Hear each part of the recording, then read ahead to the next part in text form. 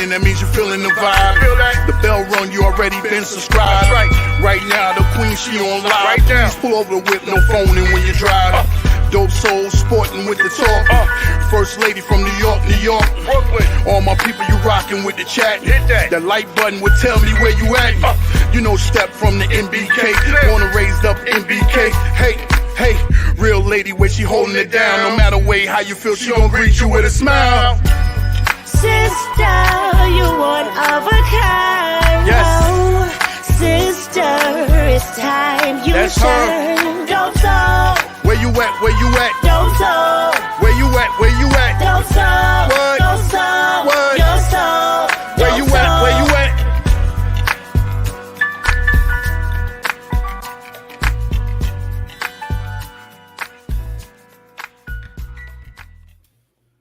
Salute, Nick family. Welcome to the show. Welcome to the channel. Dope Soul Sports Talk. Dope Soul Knicks Talk, a member of the NBK family. Welcome to the Just Nicking It weekly show, part 2. Part 1 was Tuesday. We got a lot to talk about tonight. I know the title of the show is Can RJ Barrett Change the Course of this series? But there's a lot more storylines I want to talk about today. If Randall can't go, what impact can Obi Toppin make? Can Grimes make Mitchell work on defense and have enough left to hit his threes? Who, if anybody, has the most to prove in this series? On and on and on. A lot to talk about. Let me bring in the panelists. I got Jarrell, resident panelist, Ajay, resident panelist, and delusional Knick fans. I think this is first time on the show on this channel, right? Nah, I've been on here a couple times. Been here before. Couple times. Oh yeah, Yes. That's that condition stuff. You saw that. I remember him from the Queen being on the Queen's Court though. Nah, he was on here before. He was on here. All right. Yeah. Well, welcome, and welcome to the chat as well. Geraldine, MacGyver, Jeff Clafter, Dwayne Wilson, and that's it. That's it for now. So before we get into RJ, I feel like we got to start with Randall. Well, did everybody say how they was doing? No. But salute to everybody. Salute to you, Steph, Ajay, Delusional. Salute to the chat, man. Let's get it going. Yeah, let's get it going, man. Say hello to Knicks Nation. Two more naps. Man, we get ready to go. Two more naps. I almost don't even feel like talking about this stuff no more. I'm ready for Saturday, man. Exactly. Nah, come on, Jerome. We got to build it up, man. Let's build it up, baby. Yeah, you're right. For those who don't know, we are having NBK is having a watch party at Legends NYC Saturday 6 p.m. Actually, get there early because we're doing a pregame podcast, then the watch party, then a postgame live podcast. It's a lot of fun. If you've never hung out with the NBK crew, you're missing something. All right. Let's start with Randall. How concerned are you that Randall may not be able to go in game 1 or even for the series? Nah, I'm not worried, to be honest, because didn't they have news that he practiced, like limited practice? I don't think he did any physical stuff for 505, but as long as he's doing practices now, what is it, Thursday? He got 2 more days, so we'll see. Like, Jules is a warrior, man. Like, I don't think I'm worried at all. Like, I think I'm good. And I'm good with us, even if he doesn't play to his full potential, just because I think the way we're playing now is good, even though we lost 2 straight. But it's just the way that we're playing. I think we still match up well against Cleveland. So I'm not worried. Okay. Wow. All right. Delusional? Well, I guess I'm hitting the panic button. Jarrell, I'm hitting the panic button because the tone in everybody's voice, even with Tibbs, is like, oh yeah, he's doing it. And I understand the poker face and everything to that nature, to keep the teams guessing. But I'm with literally, we got it's 1 day out, honestly. He got, tonight rest and then tomorrow. True. So you got a couple hours to where you got to get acclimated. Couple hours now. You need to reduce that to a couple hours. You worried for real. And then they brought up stats to how, like, after Julius always comes off of a long delay or like all-star break, he struggles, so it's just those things that's in the back of my mind. It's not sitting there hindering me saying, "Oh man, we're gonna lose the series," whatever. But earlier during the week, I had the optimism. As closer we get, I'm like, now I need to hear Jules is running up and down, playing defense and dunking by now. But maybe that's just me. Well, just like Jarrell, I'm not worried. And I think when he just got hurt, I kept on telling you guys that he's gonna be back. He's gonna be back. And I think he will be back. He'd be ready to play game one, even if he's not able to play, or even if they put some sort of minutes restriction on him. And with Julius Randle, that doesn't mean he won't get a lot of minutes. So instead of getting 40, he'll get 30 or 28 or something, which is still to me good enough to keep Cleveland occupied and keep Julius in the back of their mind. The point is, you want him out there to be playing and to be effective. All right. And if worst case scenario, he's not able to go game one, game two, I'm not worried either. I mean, we've seen all season long the Knicks has come through. I understand the playoff is a quote unquote different beast, but you know what? These guys are professional basketball players and they have a very solid coaching staff behind them. They're going to get them ready. They're going to get them prepared. It's just going to be a different type of game we're playing without Julius Randle.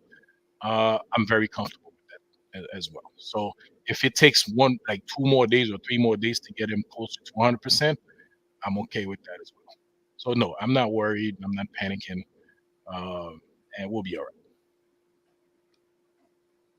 Well, I'm very concerned if he can't go. So if you're saying that you're not concerned because you think he'll be ready, I get that. But if he can't go in game one, our chances of winning has dropped considerably. And if he can't go in the series, I don't think we win the series. So I'm concerned about that. I'm concerned about Julius Randle availability for this series in terms of us moving over to the second round. Because as confident as I feel about this team, Cleveland is no slouch. Cleveland is a formidable opponent, and there's certain things that they do very well.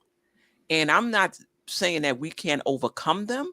I'm just saying it's going to be extremely hard to overcome it without Julius Randle. And I think that puts a lot of pressure on other guys to step their games up. First of all, you already have to step your game up in a playoff environment. Then you're without your best player or one of your best players. You got to step it up even more against the number one defensive team in the NBA with trees in the back. So they pose problems for us. So I am very concerned if Julius Randle is not 100% in this series. I still think we can do it if he's 80% in this series. But if he can't play or he's 60%, I don't like our chances at all. And I'm not saying we won't win.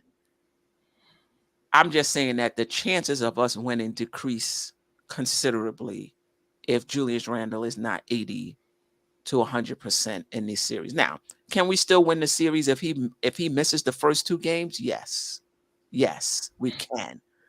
But if he's not ready for the series, no. That's the thing. And I think if he's not ready, if they don't feel comfortable that he's ready to go game one, I would rather he sits out game one. Right. And then he's ready from game 2 on. Correct. You never know. We might sneak and be able to pull one out game 1 without Julius Randle. And then, we're in an excellent position. But, you don't want to put him out there if he's 65, 70%. Then he's no good to us. Right. I agree. Right. Yeah. That's what I'm saying. If he's going to miss 2 games, we can still, win the series. It's going to be tight. But he can be in the game and we can lose the first 2 games. Exactly. So True. I'm not concerned about that. But if he can't go for this series, yeah. I would be but Queen, you also got to remember that they also have a couple of guys coming off injuries as well. Mm-hmm. Isaac Okoro and Jared Allen. So listen, they're in the same boat as we are. You know what I'm saying? So that I understand those guys are not. Well, I can't even say they're not as valuable because Jared Allen is That's their defensive anchor down there. So if he's coming up slouching and he's not 100%, that's an advantage to us. You know what I'm saying? So, But I think the trade-off between Jared Allen and Randall is a bit different. I think Jared Allen not being 100% is one thing. Randall is the best player, arguably the best. I mean, we go back and forth between is it Randall, is it Brunson, but he's one of the best players on the team. You know, I think that's different than an Okoro. I'm not saying that, you know, that doesn't change. Like Okoro not playing Brunson is advantage for us. So I'm not saying that it doesn't help us, but it's not the same. Now, if you said Mitchell, I would be like, yeah, that's. But Queen, don't just look at it as Julius Randle compared to Jared Allen and Okoro.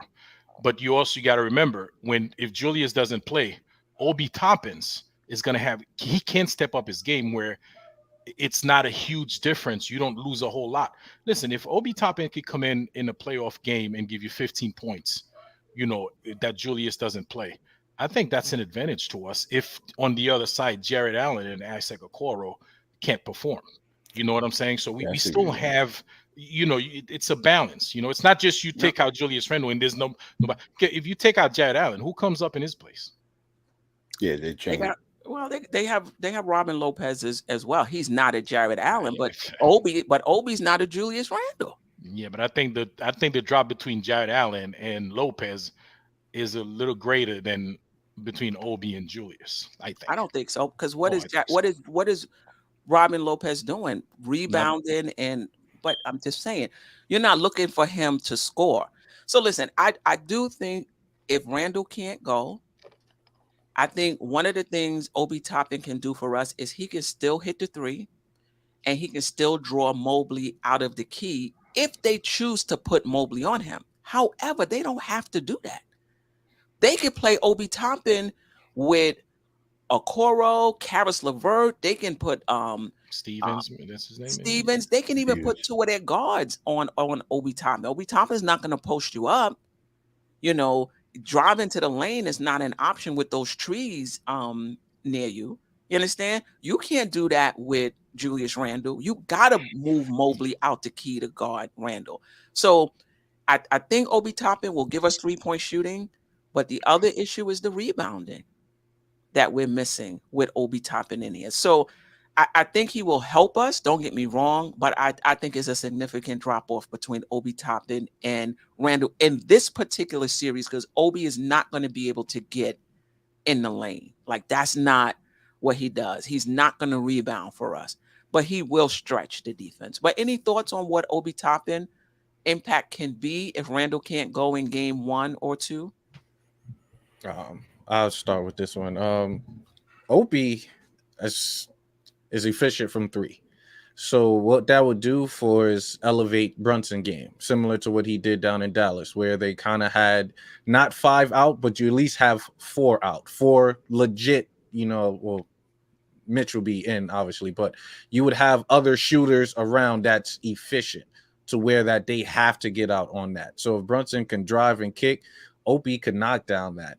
Also is the basket hanging. You know, he liked to cherry pick Opie. So as soon as the ball is out, rebounding, Opie's already up the court. That's 2 easy baskets. So that's your fast break points going up, which is the playoffs. Is really not that much fast break points going along. But you can probably increase what little there is. So there is advantage of having Opie out there. It definitely won't be 25, 10, and 4. You know, what Julius was bringing, but it gives you a different dynamic on the offense to where Cleveland have to adjust. You know, they pretty much with the last game that we played, there was no Julius Randle, and you saw Brunson had the space, the ability to create, open up Grimes' ability for the drive and kick, and Grimes winning. So it's a different offense as if Julius was there. On the defensive end, that's where we're going to have to, especially if they're utilizing both of their centers, Allen and Mobley. That's still additional height, even though Opie is an inch taller than Julius, but the strength, the box out ability, you know, that big body won't be there. Pause. So it's going to be an advantage, but not that margin, not a large margin. Yes, the advantage on offense. Another disadvantage is at the end of the game they won't be sore because Obi don't elbow and Right. That's true. Obi That's don't body them like like yeah, Julius would.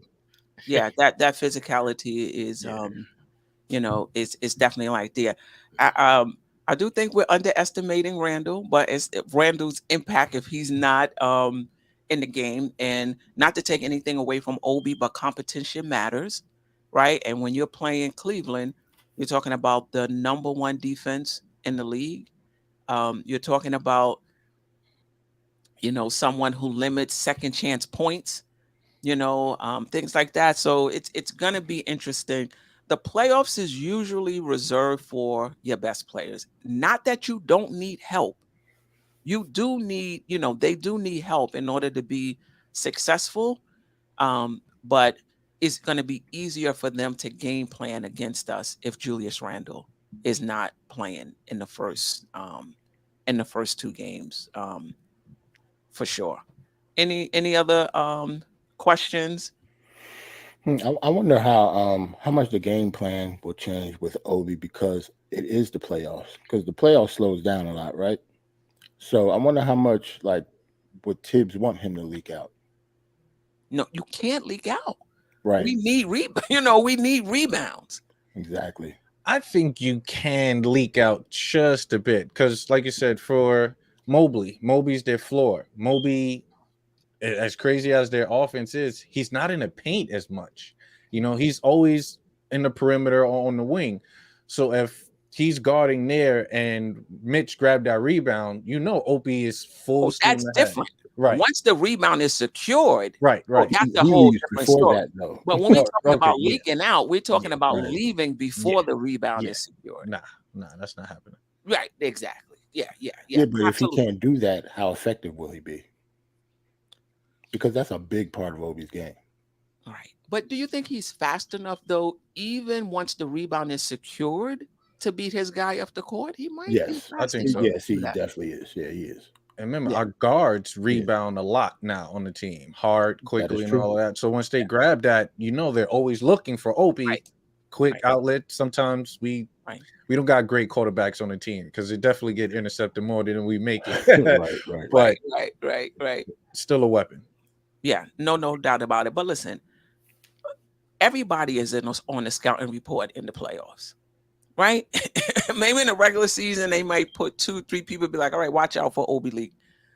They're going to have that down pat because points are going to be at a premium in the playoffs. No doubt about it. So I'm very concerned if he can't go these first 2 games. But as long as he's not out for the series, I still feel good about the Knicks' chances of winning in the series. Let's move on to RJ Barrett. What can RJ Barrett do to make a significant impact in this series? Now, a lot of Knick fans and even some content creators are writing off RJ Barrett. He is what he is. We get what we get.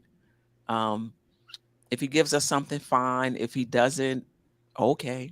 No problem. But this is why I think he can change the course of this series. And it's not his 3-point shooting, because I don't think that's coming back this year. If it does in the playoffs, I'll be super happy. I think he's shooting 32% for the year, something like that. And since the All-Star break, like 28, 29%, like under 30% from 3. If it comes back in the playoffs, that's a plus. I'm not even counting on that. I'm not even counting on him finishing at the rim, right? With Mobley and Jared Allen back there. I'm not even counting on that. What I'm counting on RJ Barrett doing, and he hasn't done it well, but I feel like he could fix this part quicker than he could fix the other. And that is, he drives to the basket, I think it's 12.5 drives per game, right? And that's up there in terms of at his position, how many drives during a game he gets. He turns the ball over at a high rate on those drives, and he assists on a low rate on those drives. But I have confidence that there's a better chance of him turning around his assist rate on the drives, and that's going to help us a lot. If he can get out of that tunnel vision, and if he can drive, I wouldn't even look to like my sole purpose of driving would be to set other people up, for shots. And obviously, he's very good at going to the free throw line. So okay, fine. If you want to go in there a few times and try to finish, fine. But to me, where he can have a big impact is in his floor game, moving the ball and getting guys open shots. When he's posting up those smaller guys and he gets in the key, if he sees these bigs come over, somebody is open. Pass it out. When you drive into the lane, you draw a lot, somebody is open. And I was watching film, some clips. The Knicks space really nicely around RJ Barrett when he's driving. They're in position. Some of them are like this, like I'm right here. I saw them all across the line, like this. Three people: Obi, or Randall, and then Grimes in the corner. It made absolutely no difference. But I've seen him do it, so I know he can do it. If he does it more, I think he can change the outcome of this game if those guys are hitting. Because the thing about Cleveland is they don't give up a lot of three-point shots. They're number one in limiting teams to three-pointers, 30 three-pointers a game. That's what they've done over the regular season.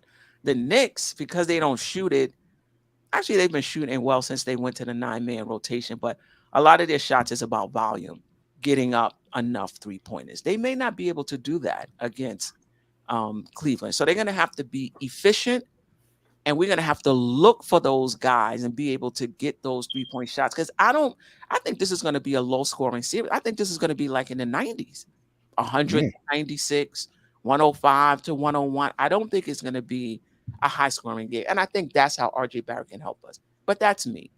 What do you think? What are RJ Barrett can do to have a significant impact in this series? That's a trick question, man, because RJ didn't really have a good season, so I could say everything, but except for like driving to the basket and stuff, he has been pretty good doing that lately. But for me, I just don't want RJ to be a cone. Like for me, it's defense and the unforced turnovers is a bother for me, stepping out of bounds, throwing the ball away and stuff like that. But defense, can we, like, I don't expect us to stop Spider or even Darius Garland. Can we not get Wade 30 points? Can we stop Karis LeVert from getting 25? Like, we have to stop somebody else in order for us to win this series. It's not going to be because Donovan Mitchell's going to average 30, because he's going to average 30. We have to stop other players from averaging 20. RJ has to be that defender to stop them from doing that. So for me, I like effort on defense and unforced turnovers. Right. Listen, we got to stop. I agree with you. Mitchell Robinson, Donovan Mitchell probably averaged 30. We got to stop him from getting 40 and 50. That's true. That's true. But I agree with you. You can't hold them to 30 and be like, oh, we did our job. We held them to 30. And C.D. Osman has 18 and he only averages 6. Exactly. Yeah. Yep. Anybody else in terms of what you think RJ Barrett can do to contribute significantly to the series? Well, I'm going to agree with Jarrell. The two things, defense and the unforced turnovers. And as they always say, and Tibbs always say that, you got to be able to read the game, right? RJ Barrett doesn't read the game. Like, he does what he does regardless of what's going on around him. He has to, you're a ball player. He has to read. He's got to what the defense gives you. Just like you, Queen, I don't expect him to all of a sudden start hitting those threes, but he's got to understand, you can't keep going under the basket and getting your shot blocks, right? Please, no more than one block per game, because you start getting your shots blocked 2-3 times, it affects your psyche, man. It affects you. Then you put yourself in a corner. Then you really don't want to attack no more. You just got to be smart about it, and just that that's what he's got to do, man. His IQ, he's just gonna have to raise that. He knows what to do. He just doesn't do it. RJ, he's not a low IQ. Well, he's not a low IQ player because this year hasn't been good, but you look in the past, like he hasn't been that bad, And I'm talking about both offense and defense. You can't. You have to pay attention to the guy you're checking. You just have to do it. So listen, if we're not gonna have Julius Randle, we're gonna need RJ Barrett to play smarter. Okay, he doesn't necessarily have to hit his 3-pointers, but he's just gonna have to be smarter out there on both ends of the floor. Do you think, before I get to Jarrell, do you think him not passing the tunnel vision is him not seeing, selfishness, overestimating his ability to finish by going all the way to the rim? What do you think it is? IQ. Okay. Just not being able to read. Not being able to read the game. It's as simple as that. And, I'm sure that the coaching staff is preaching that to him. You have to be able to read the game. Take what the defense gives you. You can't, if 3 tall guys collapse on you, we know you don't jump high. You don't jump. So if 3 guys are on you, there are 2 guys that are open. That's a better shot. Pass the ball. We kind of want him to do the opposite of what Grimes is doing. I know we're not talking about Grimes yet. Grimes sometimes passes too much. He's under the basket. He's right there. Then he passes it down low to Mitch for Mitch to dunk. We just want the opposite from RJ Barrett. But he's just gonna have to read the game better in order for us to get out if Julius Randle is not available for the first couple of games. Okay. Anybody else? Is it IQ? Is it selfishness? Because I've heard some say RJ is being selfish. I think he just has a lot of he's overconfident in his ability to score at the rim. And he wants to take on that challenge instead of passing it out. But any other thoughts on what that's about? Because sometimes it looks like he's forcing it. Yeah, but Queen, I mean, before you go delusional, you could be overconfident all you want, but if you get blocked at the rim like 2-3 times in the first half, I mean, you're gonna have to like fall back a little bit, right? Yeah. So read the game. Yeah, I just think it's more of a simple thing. If I know that I got a better chance of attacking it and getting to the basket, whether it's a foul or I make the basket and one, rather than me try to throw a pass where it can get intercepted and I'm not that great of a passer in traffic. I just think it's that plain and simple. There's be certain time periods where it's a cross court pass that needs to be thrown. And he's like, okay, yeah, I don't have confidence in that. I'm just going to attack. Then there's other times where it's a straight pass and he's like, but I might be able to get an N1 and get a 3. So it's definitely his IQ, but it's just him just keeping it simple. I'd rather just drive straight. But what I expect for him this series or want for him, pretty much for him, is just be aggressive. Just attack the paint. When you look at his stats recently, him going to the paint, he'll probably be about 10 for 14. It's just all the 3-point attempts that makes his field goal percentage look a little off. So just attack, keep the defense at ease, rather where you can get to the paint, draw fouls, be aggressive. I'd rather that, because then you get a team in a penalty early. That's easy free throws for us. Now the defense is going to have to adjust. They can't be as aggressive. So just be aggressive. That's it. Forget about them threes and attack. And I think RJ be fine. Now, I agree with you. When you see the low field goal percentage, a lot of time it's because of the 3-point shots. It's terrible from the 3-point line. But shooting at a really high level from in terms of 2-pointers. But will that be the case against these guys, Allen and Mobley?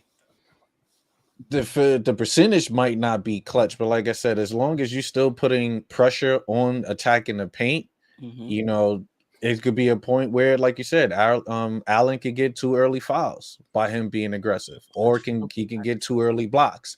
It can go either or. It's the playoffs. They might not call it, they might not have it, but I still rather him having that mindset to be aggressive, because if he's attacked and then it's just more so of a attack and dishing.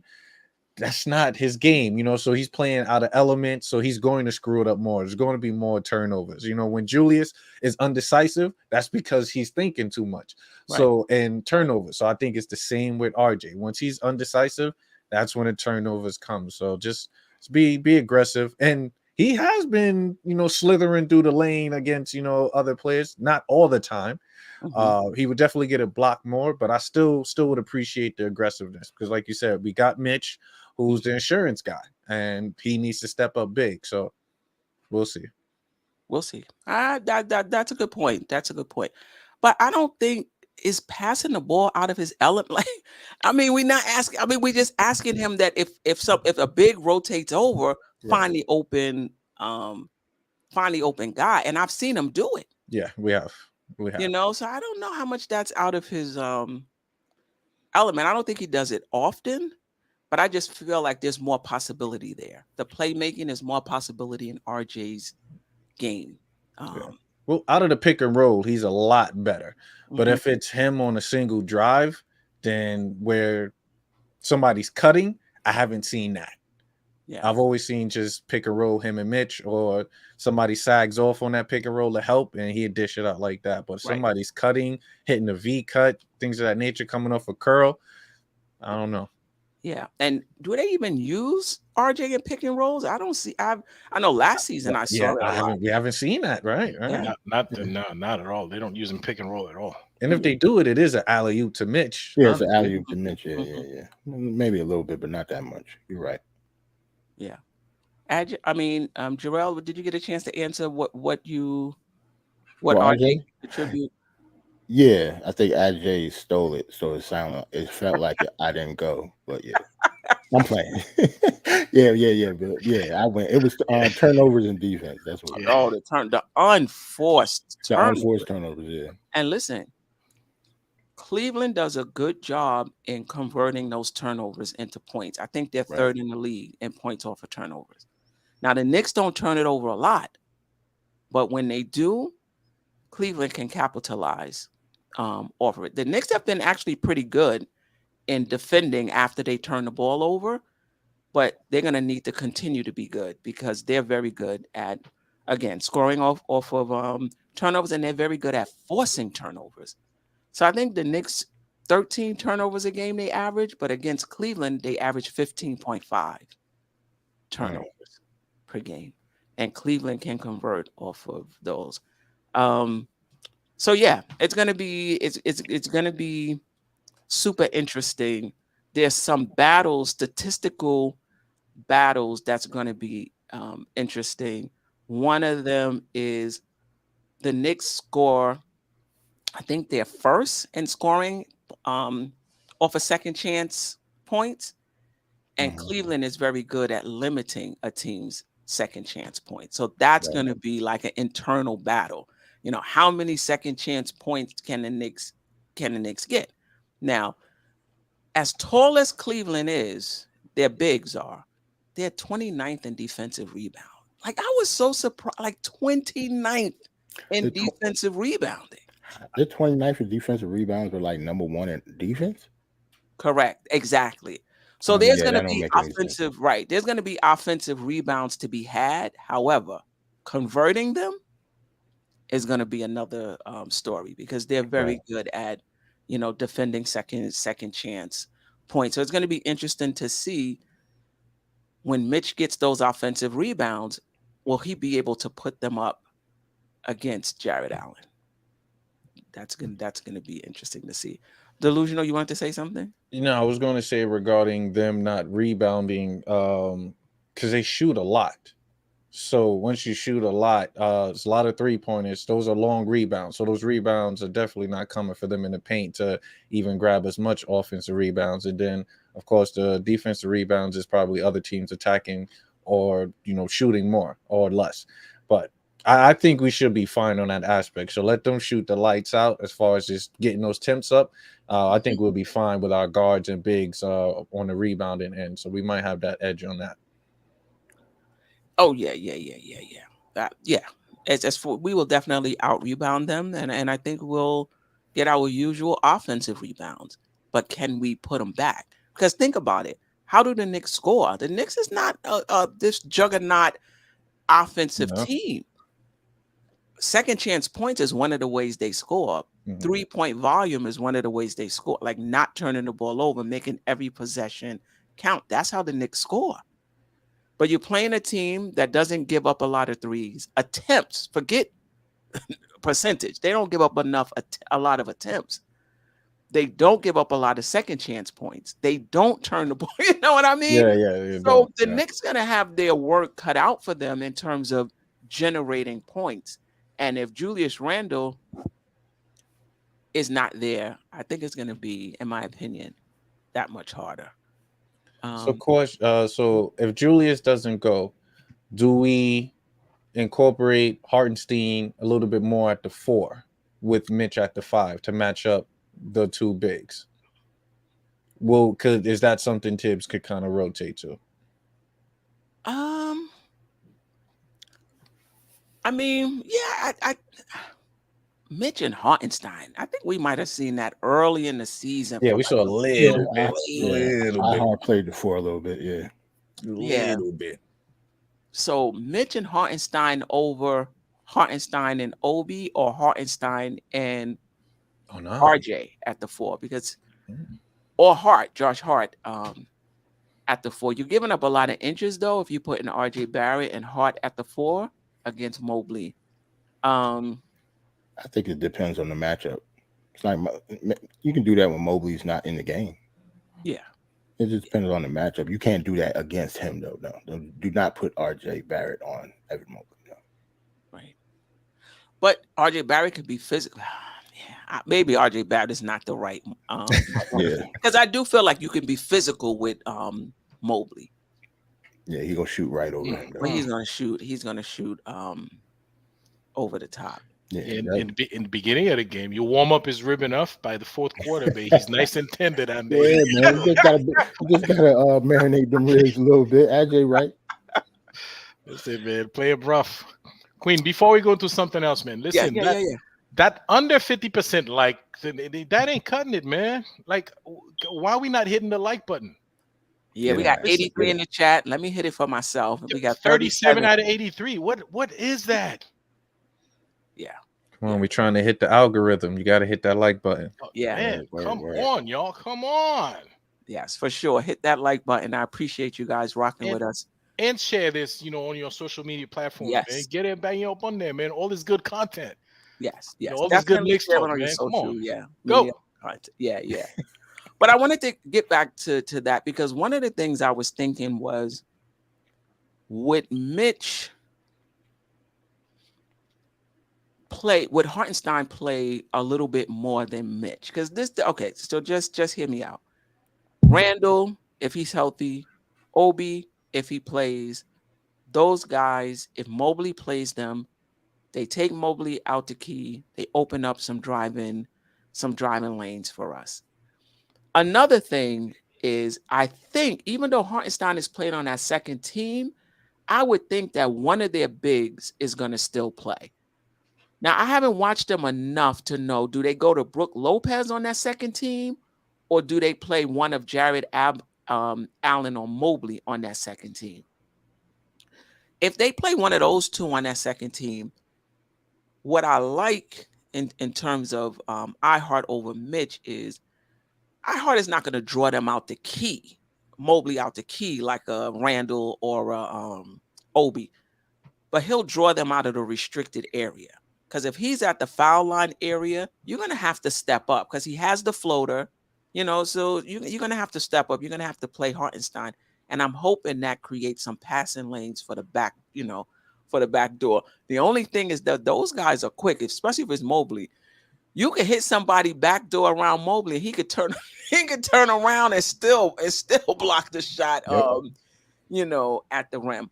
But I think because you have to play Hartenstein defensively, he might in some games get extended minutes or some more minutes than Mitch, because with Mitch, they're going to be right in the key.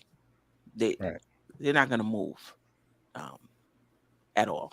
But any thoughts on that, or any thoughts on Mitch? Like, how confident are you that Mitch is going to make an impact in this game? How confident are you that he's going to get his usual, not just offensive rebounds, but second chance points, converting them?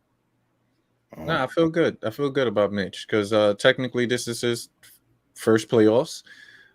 So, like I said, he wants to come out and prove something. Even when he had to go up against Giannis, he wanted to take that challenge. So the fact that he has that dog in him to take the challenge, is his mindset there? Is his experience there? No.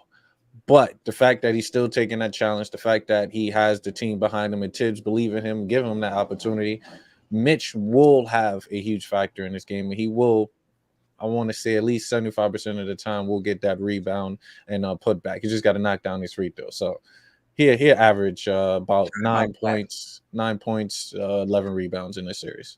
Oh, I would love it. That's good. I'm all for that. If Mitch can get me 9 out of 11, yeah, definitely. Yeah, I don't know. It's hard to judge Mitch. We've had countless conversations about Mitch going up and down. So I don't know. It's against Allen, so I'm excited for Mitch because it is his first playoff. Him and Josh Hart. I'm excited for both of them, just because it's their first time in the playoffs. But how confident I am in Mitch? I maybe 7. Oh, that's great. For you? That's what I'm saying. Yeah, for me, that's pretty good. Like, I don't think like Mitch is going to like cower to Allen or anything. But I do think Allen probably will get the best of him because I think he's the better player. But I don't think Mitch is just going to fold against Allen. So I think hopefully he'll play up to his potential, and hopefully a little better than that. But I don't expect him to just dominate Allen now. Correct. If Allen is just getting his average, I'm good. We good. Right.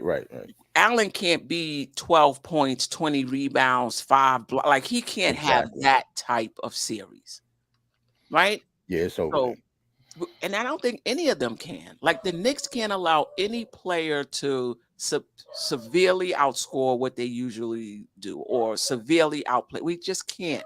Right. We just can't do it. But I agree with you. I've seen Mitch raise his level of play against Embiid.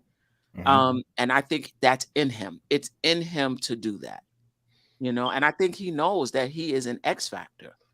With those two guys down there, Mitch or iHeart, they have to show up for us. Well, okay, you guys never mentioned Jericho Sims. Y'all don't think he gets some minutes in this? Oh, not at all. No. Sorry. Not one. Because it shrinks in the playoffs. Right. If Randall is 100%, Obi's minutes might shrink. I hope not, but it might, because sometimes teams go to 8 in the playoffs. Yeah. Right. I think Jericho Sims would get some minutes. Because there's the likelihood, there's a huge possibility that one of those two guys get in foul trouble. Mitchell Robinson or iHeart. So you're gonna need Jericho in there to body them up a little bit. So I think he's gonna get some minutes. I mean, I can see that. I mean, I don't want to go against you, but I know Tibbs, and Tibbs, he's going to put in somebody else and go kind of small and run with that before he extend it to 10. I just believe, because there's certain times where, like you said, Mitch should get into early foul trouble. Julius is out. What he do? He'd put RJ at the 4, or he'd bring Deuce in and go with a three guard lineup. And it's like, wait, what? Hard at the 4 sometimes. Josh at the 4 sometimes. I mean, do you guys? I mean, is Cleveland the type of team you want to go small against? No, I don't think you want to do that. It still depends on who on the floor, because it's not like Cleveland goes small too sometimes as well. Yeah, they go small too. Stevens played power forward for them sometimes. He only like 6'5", 6'6". He just not Evan Mobley, but when Mobley's on the bench, then they're always small. Robin Lopez don't play that much, I don't think. Not that much. Right. And are you real confident in them? If they do go to Mobley, okay, that means the ball is not in Garland's hand, and the ball is not in Donovan Mitchell's hand. If they say, oh, you got Josh Hart in here, we're gonna go to Mobley the next 5 times down the floor. Okay. Right. That's like us trying to saying IQ is going to win this playoff series for us. Right. I mean, it's a possibility. It's a possibility that Evan Mobley can, because he's like their third best player. Right. But you don't expect your third best player to be winning playoff series for you. Like, we're banking on Randall and Jalen Brunson. Like, we want IQ to do well, but I'm not banking on him winning the series for us. Right. He might win us a game. Yeah. But be the best player in the series and carry us into the second round. No. Right. No. So I don't expect Mobley to be that for them either. Yeah. But this is the thing about Mobley. His offense is picking up. You know, the last 38 games of the season, he was averaging over 19 points a game, and he was shooting over 50% from the field. They don't really go to him enough. Down the stretch, they were going to him more. And he's in the running for Defensive Player of the Year. Yep. Like, this is somebody who's a good individual defender. He's a good pick and roll defender. He's a good help defender. He's like all over. You know, he's all over the place. And the thing about Randall that would help is Randall would keep him occupied. Mm-hmm. You're not doing all of that roaming if you have to guard Randall. That changes with Obi Toppin. He's released a little bit. I mean, obviously you do have to, guard the 3, but you can still roam a little bit and get back to Obi. Where's he going? I know the last few games of the season he showed that he can put the ball on the floor, but against this Cleveland team, I would advise, against that. But so Mobley is a good player. I wouldn't overestimate him. I'm not saying that we can't beat them. I'm not saying we can't outplay Mobley, but I just don't want to underestimate him. He's one of those key factors. Like when we look at RJ Barrett, how he can change the series, IQ can change the series. If Grimes is hitting his 3-point shots, he can change the series. Mobley is one of them guys that can change the series as well.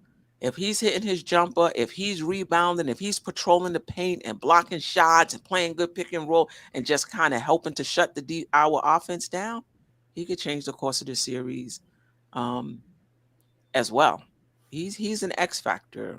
I don't know if you could say the third best player is an X factor, but he could be an X factor. I agree. Yeah. For them. Anything else about Mitch? I think all of us agree. Adji, did you agree that you think Mitch would raise his level of play, or you have some concerns about Mitch? The only thing I'm worried about is him getting in foul trouble. Yeah. That's really the only thing I'm worried about. I mean, he's been playing well for us all season. I mean, there's some games that things don't go for him, but overall the effort's been there. Mm-hmm. Oh, what's up, still Ron? What's up, Tony? But otherwise, he's been putting in the effort, and I expect him to have his normal game. He's not gonna ball out. I mean, it's him against those 2 guys. Mm-hmm. Yeah, but the effort is gonna be there. Like I said, the only thing I'm worried about is him being in foul trouble. Right.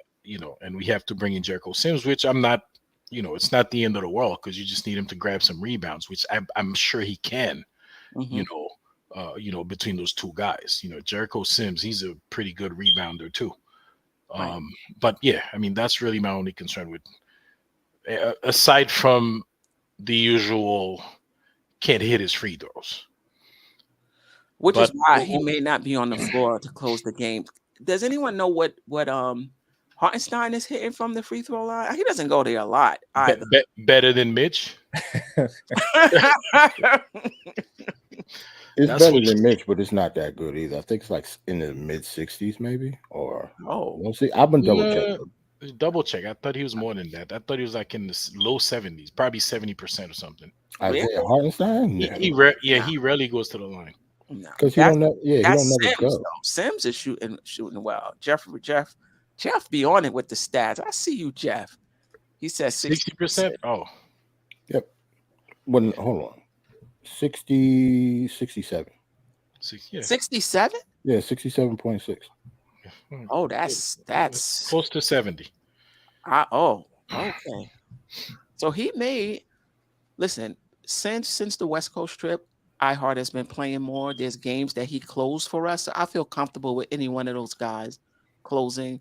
The issue I have with Mitch is the free throw shooting. That's it down the stretch. Um, the line drive bricks. I just don't understand how you can't just put a little more air underneath that shot. I don't get it. I don't get it. I don't. Oh man, that's funny. It's like when they go in, you're shocked. You're like, what? Some That went people in? just don't have it, man. No matter how many Yeah, no how many doubt. times he practice. I'm not going to sit here and say Mitch don't practice. Like I don't know his work ethic like that. So he might still practice them, and they just not falling. Some people just can't get it. Shout out to Anthony D. Yeah, Appreciate you. Yeah. All right. So we've talked about individual players. Let's move on to the Knicks team as a whole. And I know, Delusion, whenever you got to go, just Queen. Oh yeah, I got Queen, time. we didn't I got time. we didn't do IQ Grimes. We didn't do them kids. Oh, okay. Yeah, I did have a question about Grimes. Can Grimes make? Do you think Grimes having to play Mitchell Robinson and excuse me, Donovan Mitchell? I don't think he plays them the entire season. I mean, series. I think IQ gets some reps on him, even though Donovan Mitchell is stronger than IQ. I still think IQ gets reps on him. I think Josh Hart gets reps on Donovan Mitchell. I don't think it's going to be Grimes the entire game, the entire series. But he's going to have to make him work. Do you think that takes away from his three-point shooting at all, or not really? I personally don't think so, because he's been our not counting IQ. He's in the starting units. He's been our best perimeter defender all season. So, if he hit well the past couple of games, he's going to play the same level of defense on Donovan Mitchell. Donovan Mitchell is just Donovan Mitchell. Like, he's just great. Like, he's going to make him work obviously more, but yeah, I don't see any effort being taken away from how Quentin Grimes has been already playing. So, I think it'll be normal. Okay.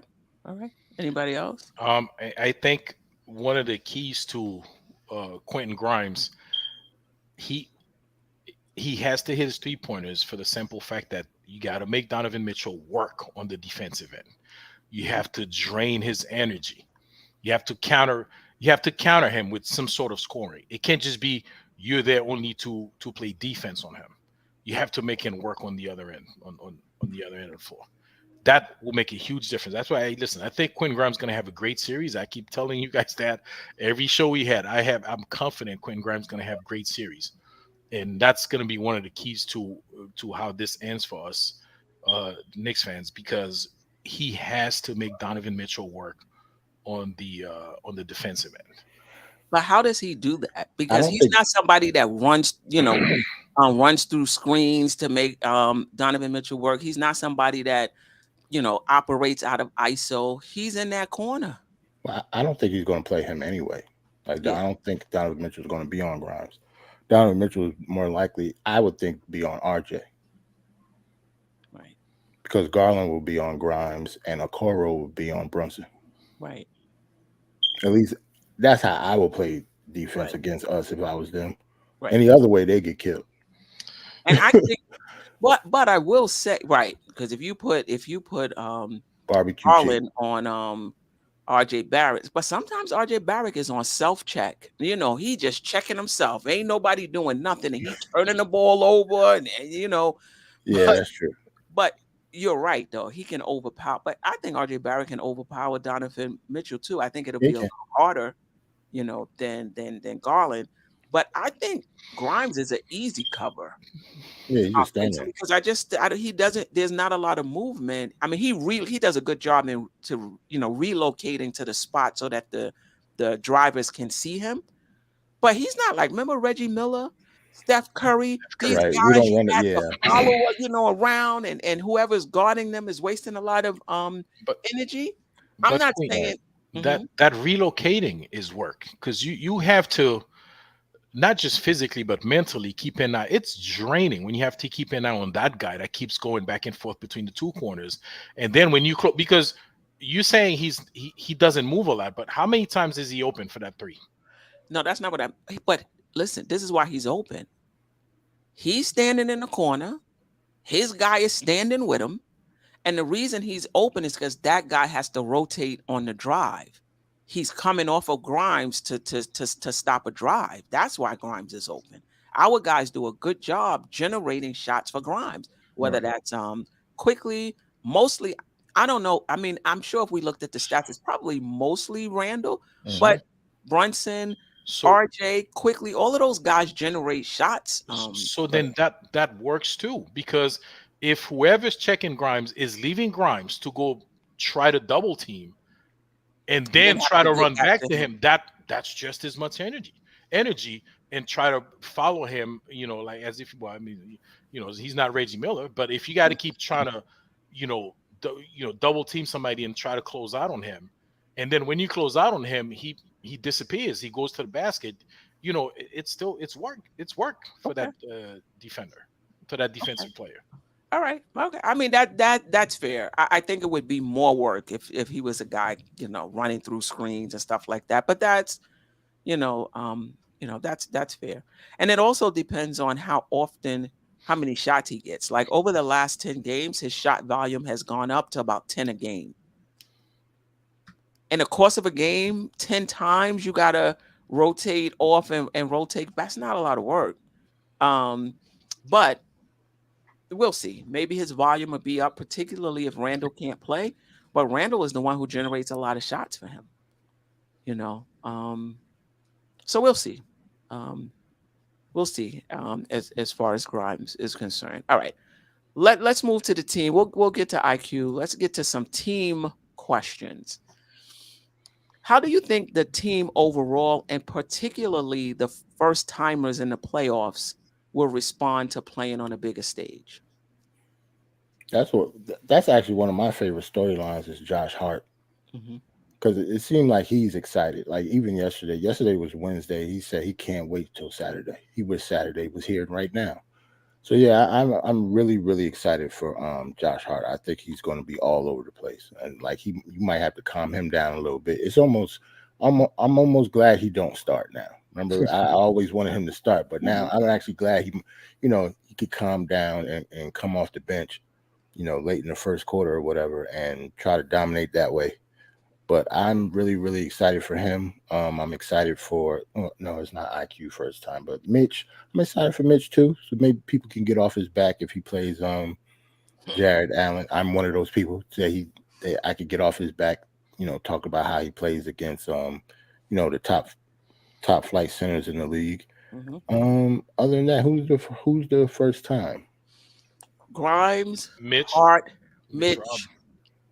But even those who is not their first time, they're in a different role. So quickly went his rookie year. So he's been there before. I think he has a sense of what the speed and intensity of it is. True. But he's in a different role now in terms of being, counted on to perform. He's a big part of what we do.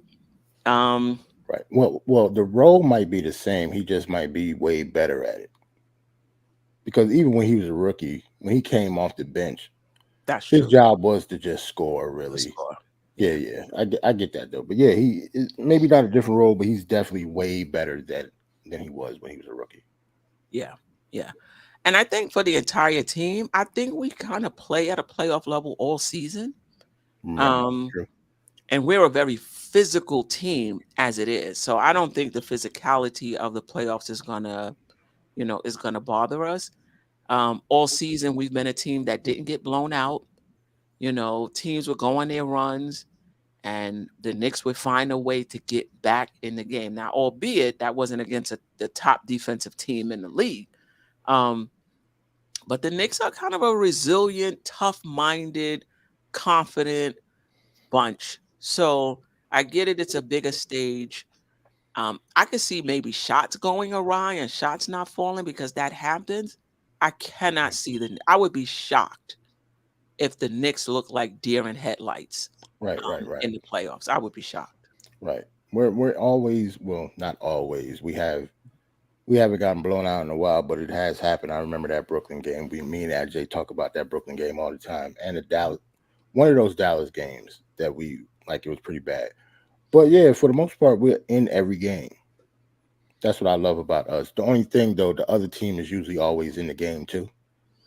Right, towards the end of the game. That's a bad right. thing. But yeah, we are definitely resilient. Like that's why, we're going to get to predictions later, obviously, but you already see what my number is for us to win in the series. That's why I'm kind of confident. I'm really, really confident in this series because of how resilient we are.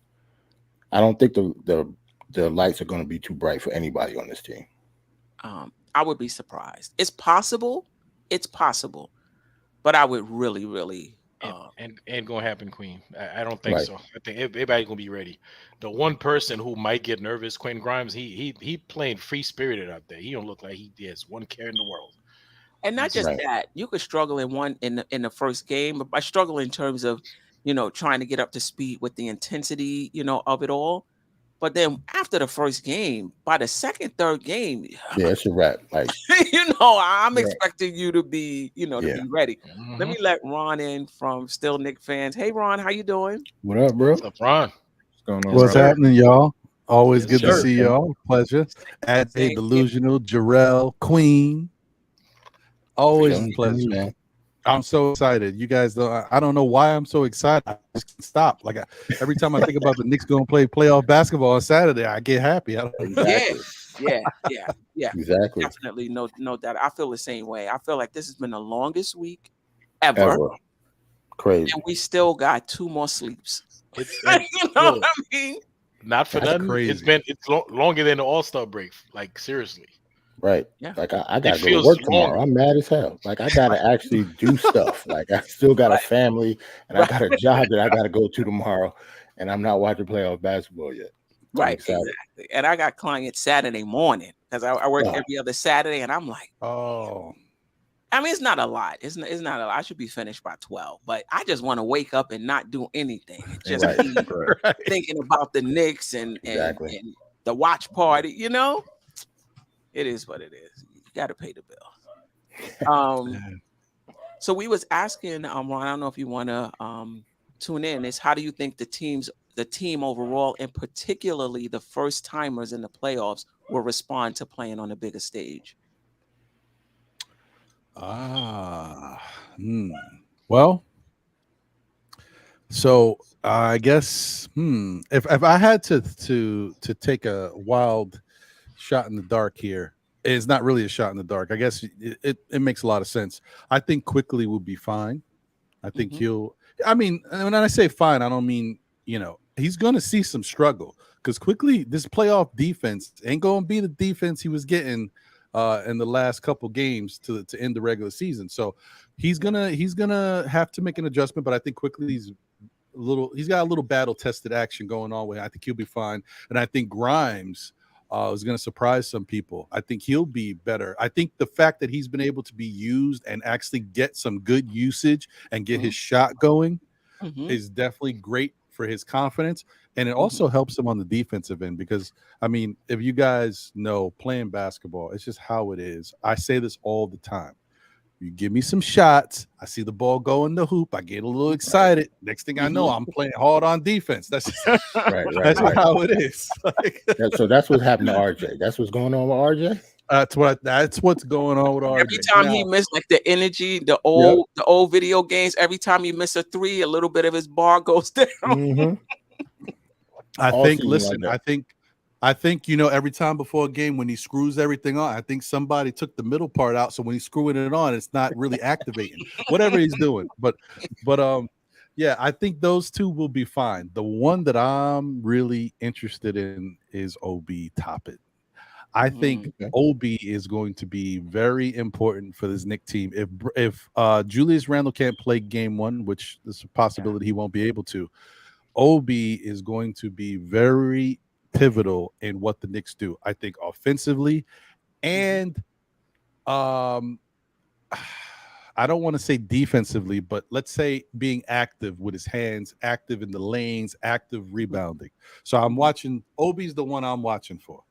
That's the guy. Yeah. And a lot of OB's game is based on confidence. When he's confident, he's just a different player than when he's not confident. And the playoffs can smack the confidence, out of you. So hopefully, he's ready as well. Because I've definitely seen much more mental toughness as the years have gone by, as far as Obi Toppin was concerned. Because all of that, Tibbs is screaming at me, so now that's why I can't play. I was like, listen, this is the NBA, and I'm not saying it shouldn't bother you, but I'm just saying it shouldn't bother you. Like, you should still be able to do what you need to do, and hopefully, I think he's there now. And like we talked about earlier, we're going to need him offensively to hopefully draw some of those bigs, out the key. But my concern is definitely defensive and rebounding if Julius Randle can't go. The good thing is RJ Barrett can pick up his rebounding. Josh Hart can pick up his rebounding. Quickly is a good rebounder, for his size. So it's possible that we're okay. Oh, and Steph, I apologize. I forgot one because I actually forgot that he's a first timer. Hart. Josh Hart. No, Mitch. Josh Hart is a veteran though. Mitchell Robinson. Yes. I forgot that this is going to be Mitch's first playoff experience. I think Mitch will be fine as well. I know that usually in these situations against Jared Allen and whoever else from the Cavs, it can get a little difficult. But I think the fact that Kevin Love is no longer there, who's not stretching him out to the perimeter where he's like caught in between, where do I go? I think is going to help him a lot. So I think Mitch is going to be very big for us. I think the addition of Hartenstein and what he's been doing for us, I actually, as much as I don't know how Mitch looked at it, but Mitch got to understand Hartenstein playing well helps you, buddy. Let me tell you something. You can just go out there and play, and you don't have to have added pressure because you got a guy who's coming in, backing you up, and doing a damn good job at it. So I think Mitch is just going to be able to go out there and do what he's got to do. Yeah. I do like the fact that they lost Kevin Love too. That's a good point. It is big, man. Yeah. I actually think that's pretty big. Yeah. No doubt about it. But Jarrell, they still got them Nick guys who like we talked about the other day. Guys who never do nothing all season. They ain't done nothing all season long. Like the Danny Green. Remember Danny Green's on that bench. He gets up for the Knicks.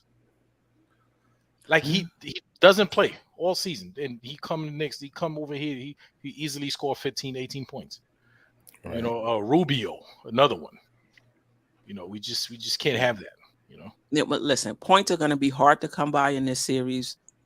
We cannot, we talked about this earlier, allow somebody who averages 4, 6, 8, whatever they average, to score 10, 12, and 14 points above their average. Right. I think, particularly if Julius is not playing, scoring is going to be an issue. And I know throughout the season it hasn't been, but with this number one defense, they're number one defensive team for a reason. I think points are going to be hard to come by, particularly second chance points, particularly 3-pointers, because they're number one in limiting 3-point attempts. So the ones that the Knicks get, they're going to have to knock them down. The good thing though is since they went to the 9-man lineup, I think that was December 4th, the Knicks are actually shooting 38% from 3 since that time. Which is really good. I think when you look at them over the season, it's not that encouraging. And I think that's 12th in the league. But when you look at it over the course of the season, you see that 35.6 or 36.7, something like that, 19th in the league. You're like, and we've seen them have games where they didn't, shoot it well. But 38%, 12th in the league since they went to December 4th when they went to the 9-man rotation. So that's a pretty decent sample size. Yeah, I feel a little better now. I feel a little better about the 3-point shooting because I'm like, we're not a good shooting team. We're not a good 3-point shooting team, Yeah, I think for us, it just depends on who's shooting them. Yeah. Well, I mean, it's only one person we're really concerned about. Yeah, but we said his name so much already during the show. I didn't want to crap on RJ all show. Right. But actually, since the All-Star break, and somebody can run these numbers if you have the time, somebody in the chat, I don't think Randall has been shooting great since the All-Star break either. Well, yeah. or over the last 10, I remember I've been listening to so many podcasts, and just shout out to all the content creators out Word. there, Ron included, Delusional Nick fan included, who just putting out some incredible stuff. Like sometimes I'll just have my notepad. I'm like, oh, that's so like I'll have my Right. notepad out, just writing down stuff that's super interesting. And I've actually been listening to a lot of Cavs podcasts as well, just trying to get a sense. And I wish I could get his name. He does some really good work if you guys are interested in learning about I what like that action. What's his name, Steve? yeah, I'm gonna try to find me, go into my You say Queen Cavs go podcast? into my history, Yeah, Queen. right? Yeah, Ron. Queen doing some recon work Yeah, I behind like that. I see. behind I enemy like lines. espionage now. Oh, yeah, Uh-huh.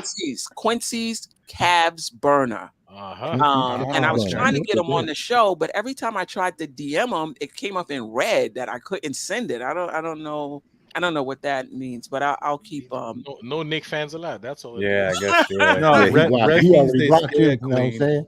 They Hmm. scared. I blocked. try to reach out to a couple different Cavs people, and they Mhm. scared. They don't want the smoke, so it's all right. Is that why? Because it was in red. I was like, what is that? No, I But don't it's know. it's I don't know what yeah, that is. Quincy's Cavs burner. Okay, I found him. You on Yes, the do putting up some you on the really, do really not answer list. right, putting up some really good Cavs content, brother. But I thought he was going at my guy Delusional Nick fans, because he had he did a video that said the Knicks are delusional, and he said I'm gonna put this Nick content creator up here on the screen because they just losing their mind. I said, oh, they about to go at I needed that delusional. free But Really? it was somebody Better else. Watch it, Delusional. Quincy. It wasn't Oh. you. Sounds like It was somebody else I don't know. who Sounds like fighting words to me, delusional. Right. I take Right? that personal. How luck? who was getting on. I'll take all the publicity.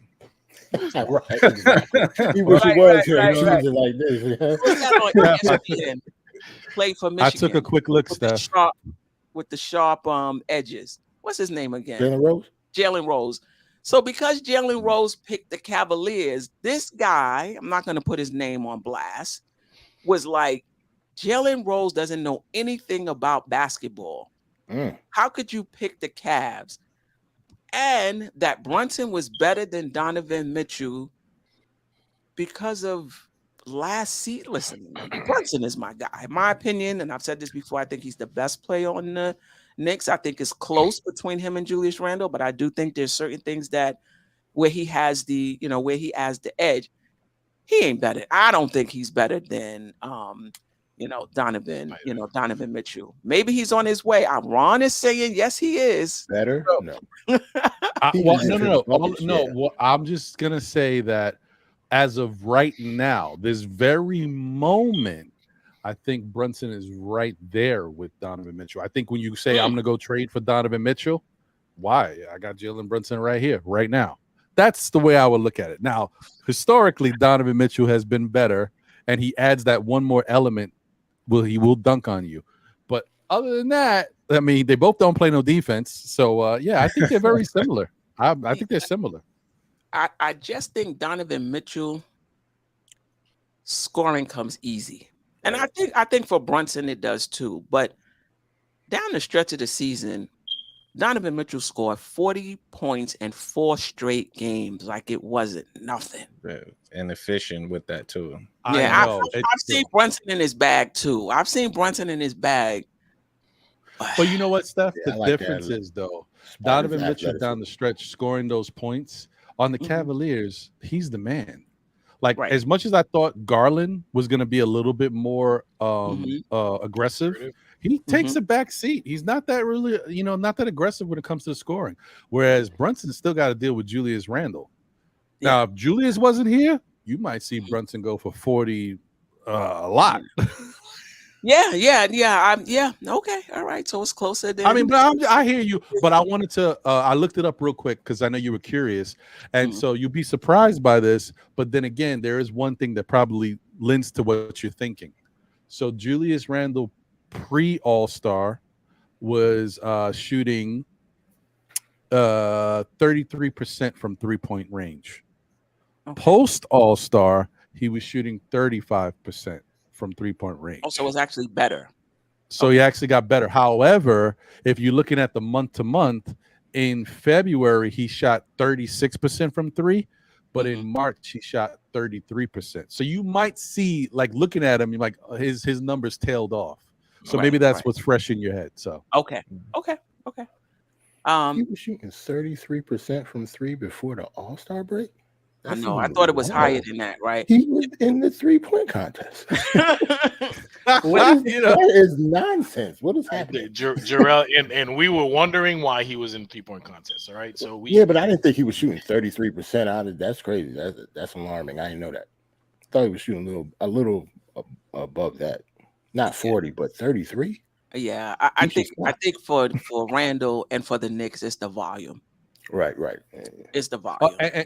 And I will say, you know what? Just going back to the Donovan Jalen thing, I'll give Donovan the edge only because Donovan has showed he's very clutch at winning games. Brunson has done a lot to keep us in games, and he's made a couple moments for us, but Donovan has won games and big moments for his team. Not all the time, but I'll give him that. I'll give him the nod. No, but I hear what you're saying, that it's close.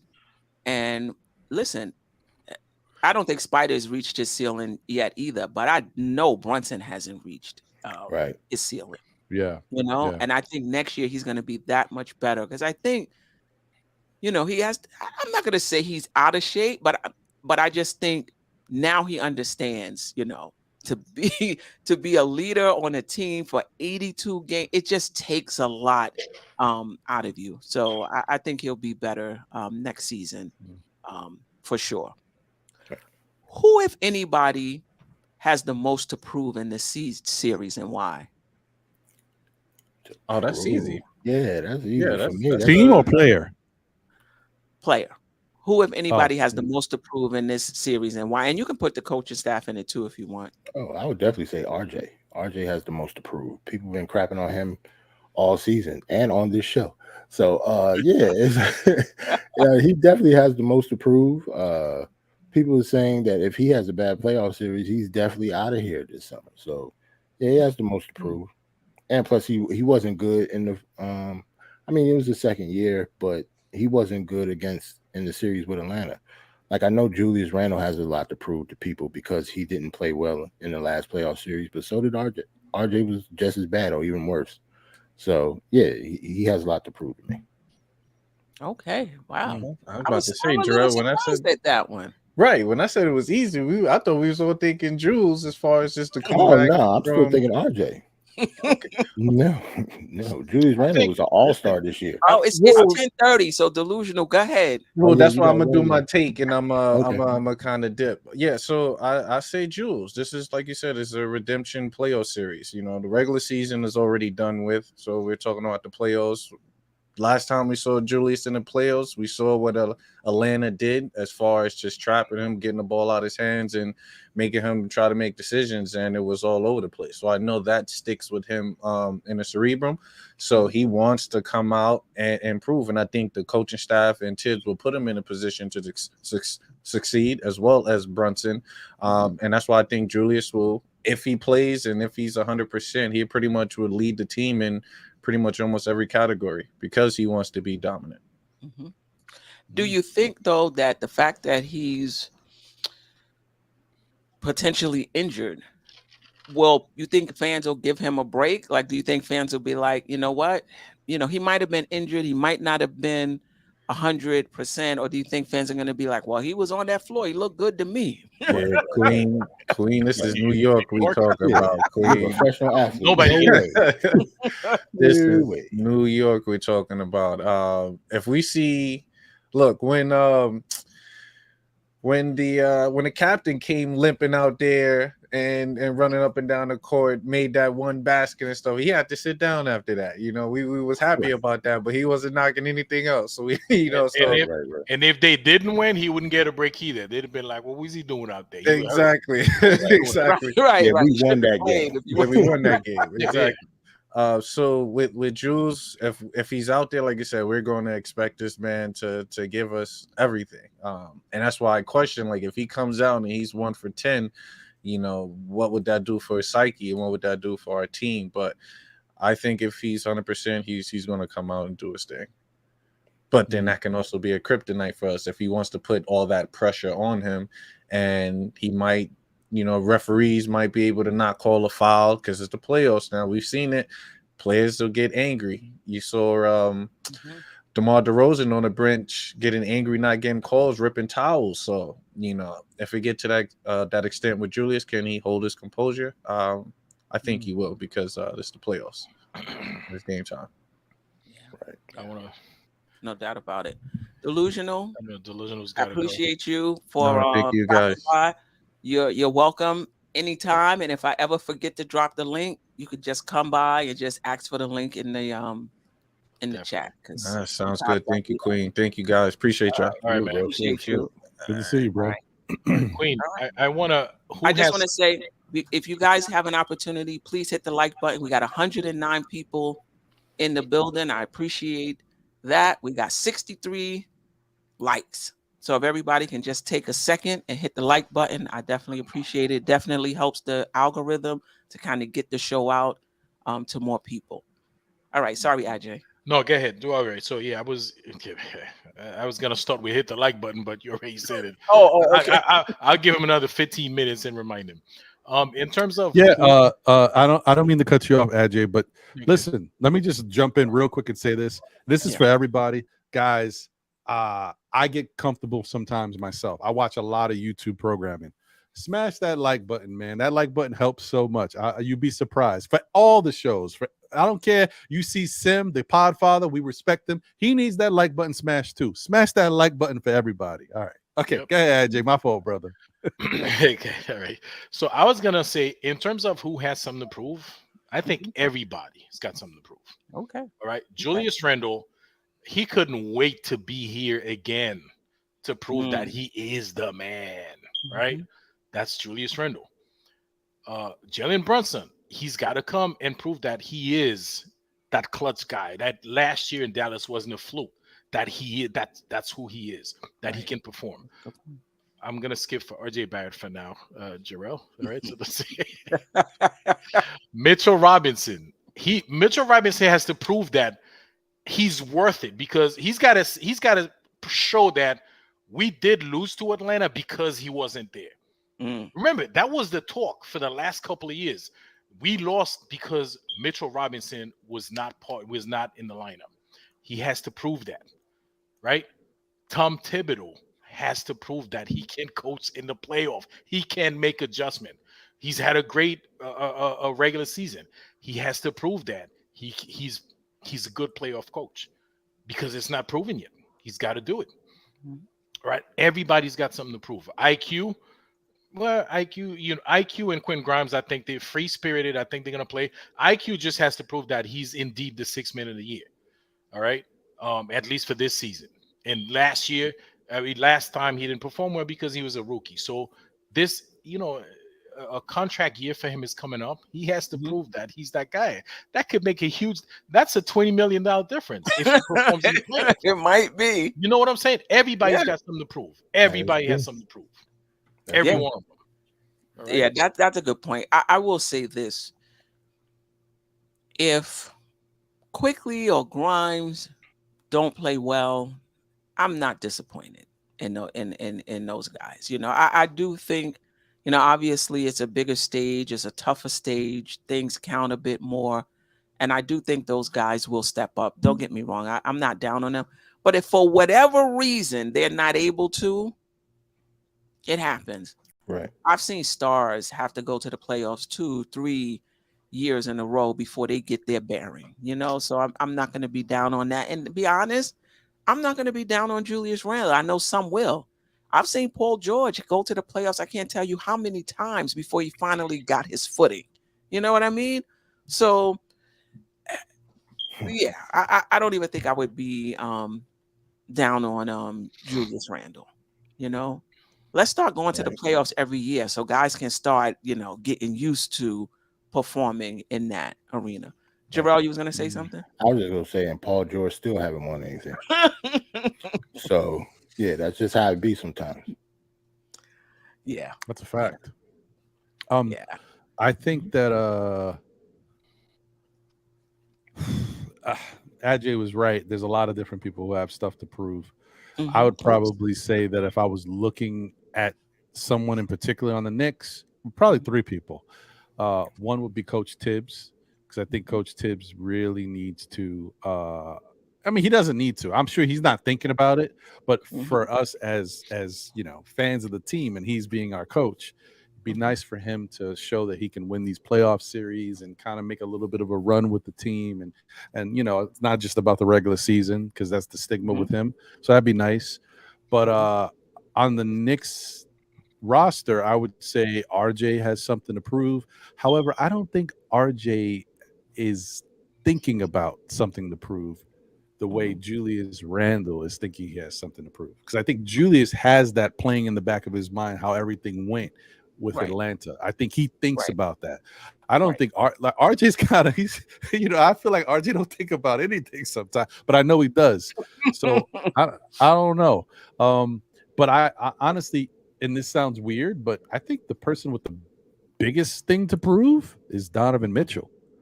I think Donovan Mitchell needs to show the Cavaliers, hey, you made the right call by bringing me over here. And I'm the reason why you guys are going to be able to beat the Knicks in a series. Mhm. Because if Donovan don't play well, or if the Knicks are able to knock the Cavs out of the series, Mhm. the fans are going to try to start changing over there in Cavland. And I want to add something real Ron up quick. there Yeah. cheating. I want to add something real quick on Tom Thibodeau, right? Not just, I mean, this is Tom Thibodeau's legacy we're talking about, because you guys realize Right. this Knicks It's a team. one player. Oh my No, gosh. this Legacy? listen, this Okay. Knicks team is Tom Thibodeau's team. Yeah. Aside from RJ Barrett, listen, they re-signed Mitch because Tom Thibodeau said, "Yeah, re-sign him." Mhm. Right? Quinn Grimes, Emmanuel Quickly, See what you mean. Brought in Josh Hart, Josh Hart. Yeah. Yep. Bronson, Randall. Listen, if Tibbs wasn't here, Randall probably would have been traded already. Okay, this is Tom Thibodeau's team. He's not Right. in the front office, but everything on the floor right now is his. Maybe not Right. Obi Toppins, maybe not RJ Barrett. Everybody else, uh, Jericho Sims. Why do you think they signed him? Deuce McBride, because Tom Thibodeau gave the green light. Yep. This Evan, is Tom Thibodeau's team. yep. Evan Fournier is making a lot of money with splinters Yeah, right now. So you're definitely right. And plus, he got Cam out of here yeah. quick, too. So you're right. I mean, this is all around. This is Thibodeau's. This is his doing. This is his making. So he's got a lot. He's got a lot on this. You're on mute, Steph. Yeah, no doubt. The only thing I'll say about putting, all right, we're not saying that it would be their fault if we lose. We're just saying that they have something to prove. Yeah, Yeah, yeah, yeah. I would agree with that. Um, I think that when teams lose, and I don't think the Knicks will, it was this player, it was this, and I know we a team sounds corny, but sometimes your best player are not able to play the way they need to because the others around them are not performing, and creating that space for them and taking away the attention um, from them. But the question wasn't about who would you blame. The question was about who has something to prove. And I agree. I can see a few people with something to prove. I do agree Randall has something to prove, and that is that he can play in the playoffs. Whether the Knicks win the series or not, I'm pretty sure he wants to prove and get that monkey off his back that he's a deer in headlight. You can't trust this guy. He's not a winner. You can't put the ball in his hands in tough moments. I'm pretty sure he wants to get that monkey off his back. And to Ajay's point, listen, I have belief in Brunson. I've seen him, perform, in Dallas, but I've also seen players have really good playoff series one year and Fall not off. so much afterwards.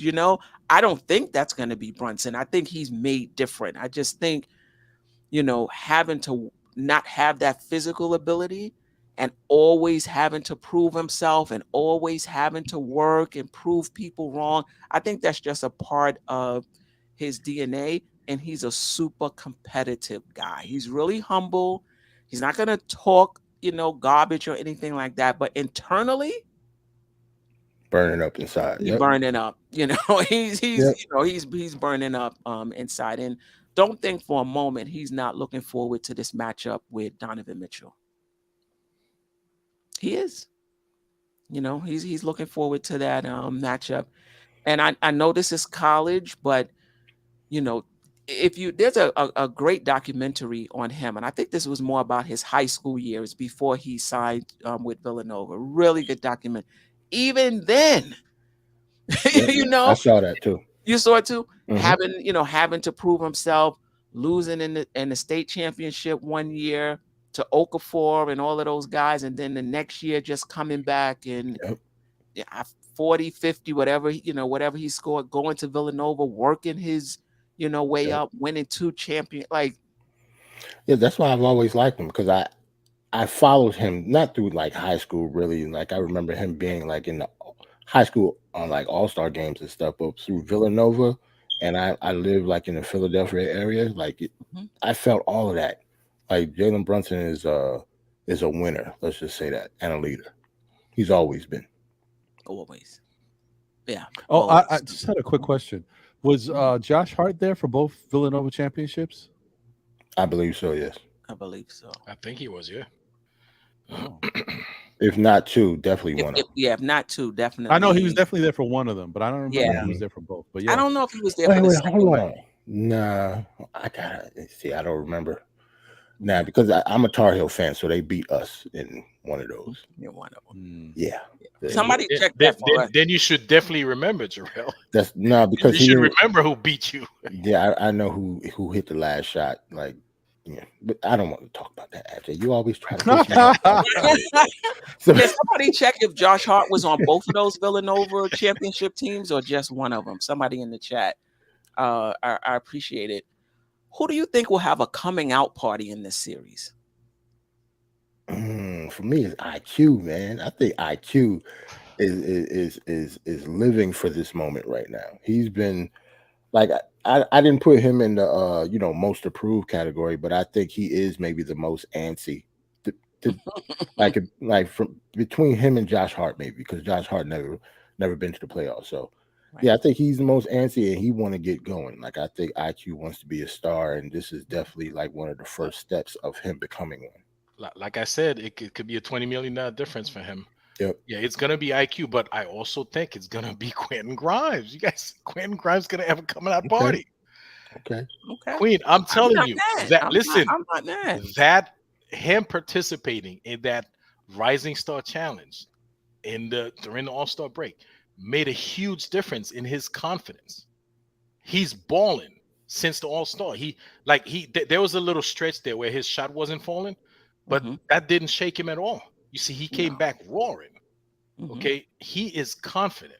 He's gonna have a coming out party, and people are gonna be like, "Oh, it's a good thing they didn't trade him for Donovan Mitchell because he's much younger."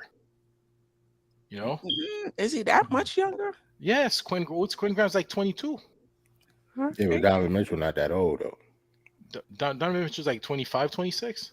Okay. 26. That's a huge difference in NBA. Yeah. Listen, NBA is like dog years, man. 4 years difference. Let me tell you this. Dog years. And I think I've gotten into trouble for this 2 years ago when we were talking about the young guys, but it was always in context. I will always trade an unknown or a possibility for a known if that known is still young. Like I'm not going to trade a unknown for a 36-year-old known that's going to for a LeBron James that's going to retire in Queen. Come on, a year or two. Come on, Queen. You wouldn't trade. What's his name? If Donovan Mitchell was on the table Dame Dollar said he wants to be in a better situation. He could stay in the Dame situation Dollar he's has a in right few now. more years. Yeah, Yeah, he's different kind of situation. old too. He's not a 26-year-old. If Dame was 26, That's doing a what different he's doing conversation. now, I would trade Grimes for him. Yeah, that's a different conversation. Oh yeah, we don't yeah. know. But I don't think Well, not at 26. this age, Would you trade Grimes for him now? No, but No. I said a known for an unknown if they're not old and over the hill and Wait, hold on. almost on their way out the. But Queen, I come got a on. question. No, Go ahead. we Donovan Mitchell is 26. Yeah, but No, we going but through this wait, way wait, too I- fast. Y'all I'm- not trading Quentin Grimes for Damian Lillard right now? No, Damian- because you trading for Damian Lillard and 50 million coming back. Eesh. but to well, me, I guess I wasn't thinking about Queen. money, Ron. To be I don't honest. even. Yeah, I'm you're not right. Oh, even my worried bad. about the money. I'm If it's talking about- just a tax that Dolan has to pay, and it doesn't really hurt us in terms of improving our team, Right. I don't have a problem. Yeah, but Dame's 32. Dame- He ain't 42. Queen.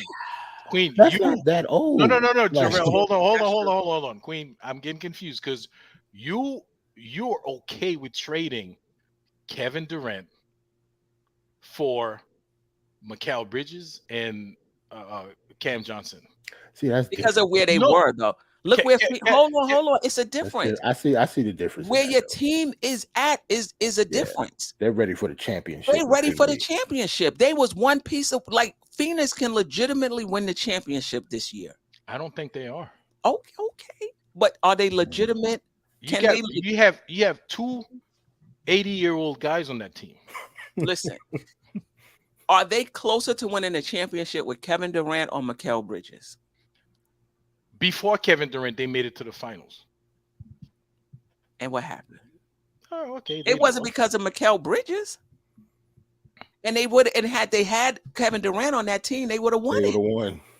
on that team, but not on this team. On that team with Mikal Bridges and Cam Johnson, you add Kevin Durant to it, they're winning. But you take those guys. No. out when you add Kevin You Durant. take Mikal Bridges off that team and you put Kevin Durant on, they win that series. Mikal Yeah, Bridges was yeah. just coming out of Villanova. Yeah, like that was how? years ago. No, yeah, that was a couple of years ago. But I'm talking about right now. Right now, Right. okay. So do you think they're the favorite in the West right now? No. But I think they're better. They're one of them, though. They are, and they have a better chance of winning with Kevin Durant over Mikal Right. Bridges. They're definitely one of them. Like, I know they're like, what, they're the fourth seed, right? Right. They- So it depends on where they you might- are. they might Like if not- we were one player away, yes. they might not get. I out just of the don't think first we're round. one player away. That's why I wouldn't trade for somebody that's Okay. that don't have a All lot right. of years left. But I see what you mean. Okay. What? Okay. to your point, Jarrell, some people think the Knicks are years away. So if that's the case, don't trade for I don't know how Damon Lillard, but just a type of player like Dame Lillard. I don't know how he Right. fits with Brunson particularly, but just I say see what you his age and what have you. I'm just But a saying. lot of us think we right there. And so if you right there, 32 years old ain't old. If you're right there. That's what I'm saying. Like, you got remember. That's the like, question. Just 2 or 3 weeks ago, we was talking about how this team could reach the Eastern Conference Finals. So to say that I wouldn't trade Quentin Grimes for Damian Lillard right now, I don't know. That's hard. So if we think this team, how it's constructed right now, is good enough to possibly reach the Eastern Conference Finals, I'm trading Damian Lillard for Quentin Well, Grimes. Only question tomorrow. is I how see he your fits point. with I see Brunson. your point. Mhm. I was gonna say But I it's see a your tricky point. And I question, think though. probably Steph is saying, thinking about the other thing is like, outside of just knowing you're trading Quentin Grimes for Damian Lillard. I mean, we're talking about Damian Lillard, Mr. Who can get it Right. done. This is a team with Julius Randle and Jalen Brunson. There's only one basketball. So as much as he might help in one aspect, it's going to take away from one of these other guys. There's only so I'll many risk it. shots, you're going I'm to get. risking that though, Ron. I'm risking that. I think. Well, I'm just worried risking about that. how young they are. But let's just say Damian Lillard was a wing player, a 6'8" wing player. Yeah. Because the issue Now is I'm more with you. about Yeah. the issue. It's about is- age. It wasn't really Damian. The issue Lillard. I wasn't get more it. about fit. The issue was more about age. Would you trade a right. young guy for somebody that's 32? And if you don't think the Knicks are that far off, maybe Yeah, you do it. I need a 32-year-old wing example for your example. I get How- it though. I'll check right now. I need somebody. Because KD would be great, but the injury history, I just feel Yeah. I'd throw him out because of the injuries. And he's how old is he? He's older than Dame. So I think he is. So I mean, I was just about to say, so Dame is like whether 32, whatever he is. LeBron is 38. If LeBron was 32, Right. Listen, LeBron is he's a different. He's in a class by himself. He's a different beast. Like, If let's he not, was 32, listen, LeBron is He was 38. 36. Who you talking? Like, KD. talking about, like just last year, he was averaging 30. Like, what you talking about? I would trade Quentin Grimes for LeBron James last year. And listen, We I thought love Quentin Grimes, though. Grimes for Come him on, this man. year. Yeah, Right. like he's still averaging like 30. yeah, and it doesn't. But when you make trades like that, it doesn't mean you don't believe in the young guy. It just Yeah, means that this guy is going to fit our timeline a little better for Exactly. what we're trying to do. right. It's going to take this Exactly. young guy a few more years to get there. It's not that you don't believe in them, and I Right, think right, that's right. what fans don't understand. They think, oh, Jalen Brown. Somebody said, yeah, that's a good example. A young guy But he's who can see, play but- the three mm-mm, position. that don't Yes, I would Because he's not- trade Or Donovan Mitchell. Quentin Or Donovan Grimes Mitchell. Donovan for- Mitchell's about to enter his for prime. Donovan Mitchell, for Jalen Brown. work. The only reason I If say Paul that George wasn't so injury prone, this guy is like Listen, I'll pass. I'll all pass. ways Paul he's George. hurt. No The Paul only George. I'll reason I pass. don't No, put- no. The only reason I don't put Jalen Brown in this exercise is because he's too young for this particular exercise. We're Mm, talking about somebody that's like 30 plus. Gotcha. Because it would be easy to trade think- Quentin Grimes for Jalen Brown. Hell yeah, I'd do that tomorrow. But like, what if Jalen Brown was 32? Would you still do it? If the Yeah, Knicks was probably. close, yeah. Probably. But say Yeah. that again, It's Jarrell. that two-way player thing. We're talking about somebody that's 30 plus. I understand Jalen Brown, the player, is a good example. But we're talking about would you trade Quentin Grimes for somebody that's not over the hill, but like But for A Dame, healthy Dame Paul Dollar, George, Dame a Dollar. healthy Listen, Kawhi Leonard. You know, if they Guys. didn't have this extensive injury history, yes, but yeah, I definitely will. But my overall point is, for me personally, I will always give up unknown for a known I got you. if they're not coming with a lot of baggage. I'm telling you this right now, guys. In the next, by the time the Knicks get eliminated from the playoffs, if we don't go all the way, quote unquote, you're gonna hear that Damian Lillard wants to be here. See, that's gonna mess Do we need everything a up. point though. guard? So then you trade in Brunson. I can't see Dame and Brunson on the same team. I'm just. I letting can't y'all see know us what's trading coming. Brunson. We're not trading Brunson. I don't see that. Yeah. I don't see that. It would have. Nah, I don't see that. Mm-mm. All right. I got a few more questions. Wait, before that, Queen, shout out to the national media continuously hating on the Knicks because I knew that was coming. I knew actually because like I was reading an article the other day and they mentioned that the Knicks made the playoffs for the second time in the last 14 years, whatever it is. Oh, Which they is went true. back there instead of Which is true, but instead of second in 3 years. exactly. We actually made the playoffs the second time in 3 years, but they picked the worst looking one. But go ahead with your question. That's funny. Listen, if the Knicks win, all of those narratives go away. If the Knicks start winning on a consistent basis, Golden State Warriors, they were the butt of jokes as well. Yep. You know, people don't remember, people forget about them before Steph Curry and them. They were a mess. Now, I wouldn't say a mess, but they didn't win in a long time. Sacramento, first time getting to the playoffs this year after I can't tell you how many years. You start winning, those narratives change. One thing I'll say is the Knicks are not being clowned the way they were in the past. I'll be watching Law and Order, they clowning the Knicks. I'm like, what? Yeah, and they based out of New York. That's crazy. Right? I'm like, what? Why are they gonna throw They in the city. a jab at the Knicks on Law and Order? Somebody actually wrote that in, you know? Wait, let me tell you how bad it is, okay? And pay attention. There's a commercial, maybe Jalen Brunson's commercial, where he's on his phone, like he's trying to get a spread, like he's betting. The score on the phone showed the Knicks getting killed, getting beat. Yeah, I'm like, man, even then, even in that little spot, they couldn't give it some shine, man. Wow. The score they show is the Knicks. I don't even know what other team, probably some fictional team, who knows? But they just show the Knicks down by like a dozen points or something. Right. Yeah, we're getting there. We're on our way out the doldrums, if you will. What is the one thing the Knicks must do if they want to win this series? I'll go first. I'll go real quick. Just be yourselves. Play how we've been playing all year. Well, at least for most of the years, especially since Josh Hart has been here, and you gave out the stats for when Tibbs went to the 9-man rotation. So Yes. play like you've been playing, and I think we beat the Cavs. I think we match up really, really well with them. And as long as we don't go outside of our comfort zone, Mitch be Mitch, RJ be RJ, whatever that is. And yeah, as long as our role players play like they're themselves, I expect you. I don't mention Jalen Brunson and Randall in these a lot of times because I actually expect them to perform. Yeah, me too. It's the role players that I worry about.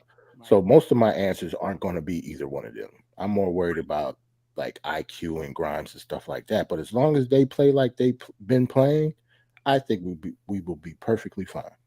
Mm-hmm. Two simple things we have to do to win the series. Okay. Yeah, maybe not even limited to one. What do the Knicks have to do? Two simple things. Mm-hmm. We haven't been a great defensive team all year. We need to tighten our defense. Number one, Tom Thibodeau should be able to put that's his bread and butter defense, right? Mm-hmm. And the second very simple thing we have to do, hit our free throws. We hit our free throws, we play good defense, we're gonna win the series. Two very simple things. What I will say about the defense, a lot of it is personnel. I read a stat that the starting lineup or the lineup with Randall, Brunson, and RJ gives up 122 points per 100 possessions. And if you switch out Randall for Obi, it gets a little better with 119 points per 100 possessions. Not good. So sometimes it's really hard to have a good defense if you don't have good individual defenders. And I get it. It's a team defense and everybody's on a string and everybody's rotating for each other. But it does make a difference. And I think the best lineup or a better lineup, but you sacrifice some offense, is IQ, Grimes, and Josh Hart. Obviously. Queen, obviously. Queen, you said, well, let's get down to the bottom of it. You said if we switch out Julius Randle for Obi, we get a little bit better. Well, what if we switch out RJ for Josh Hart? I think we get a lot better. I don't even have to look at the numbers. I think we get a lot better if you take out RJ and put Josh Hart, or even IQ sometimes, because sometimes he takes out RJ and puts IQ in the lineup, and you have better defense. Yeah. I do think if Tibbs do make a change, like he made a change in the Atlanta series, it all depends on how the series is going, obviously. But if that is the change, RJ for Josh Hart, right? Swapping them. But other than that, I see like everybody else they're not going to get benched. But Jarrell, not the way he did it in the Hawks series, though. He can't change the starting lineup. Remember when he took out Elf. Mm-hmm. And started D Rose, we were all discombobulated. I don't care what anybody says, that we had no chance at all. Yeah, we were. It weakened our bench. But Freezy said something about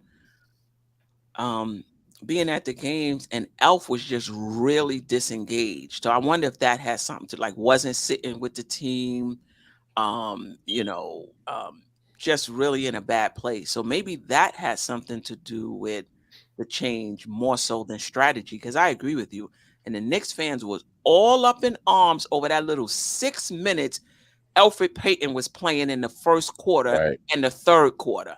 Oh, we're down by so much. By the time the second unit comes in, we can't make it up, and which was not the case. You know what I mean? He was bad, though, Steph. He was bad, but he was just a placeholder. Right. He was just a placeholder. He was playing 6 minutes in the first and third quarter, and it allowed us to keep everybody else in their spot. And I agree with you, Ajay. We lost those games when he started, but it was like by 2 points, by 3 points. Yeah, we switched up that stuff. We got blown out the next 3 games. Yep. Right. Yeah. Yeah. Anyway, But I get your point. I think Tibbs knows that that's not a good defensive team, and I think that's why Josh Hart has helped us a lot, because he gives us versatility. If RJ Barrett is playing well, keep him in.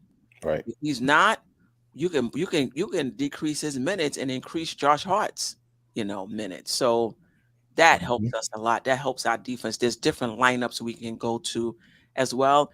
And if IQ is playing well, not that's something I would want to do, but for possession or two, you can sit Brunson.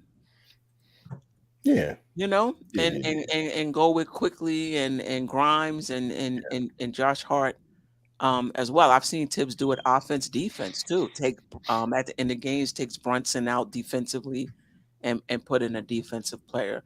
So, we definitely have options. It's the playoffs. Everything should be on the table. Let's just say that. It's the playoffs. It's put up or shut up time. So yeah.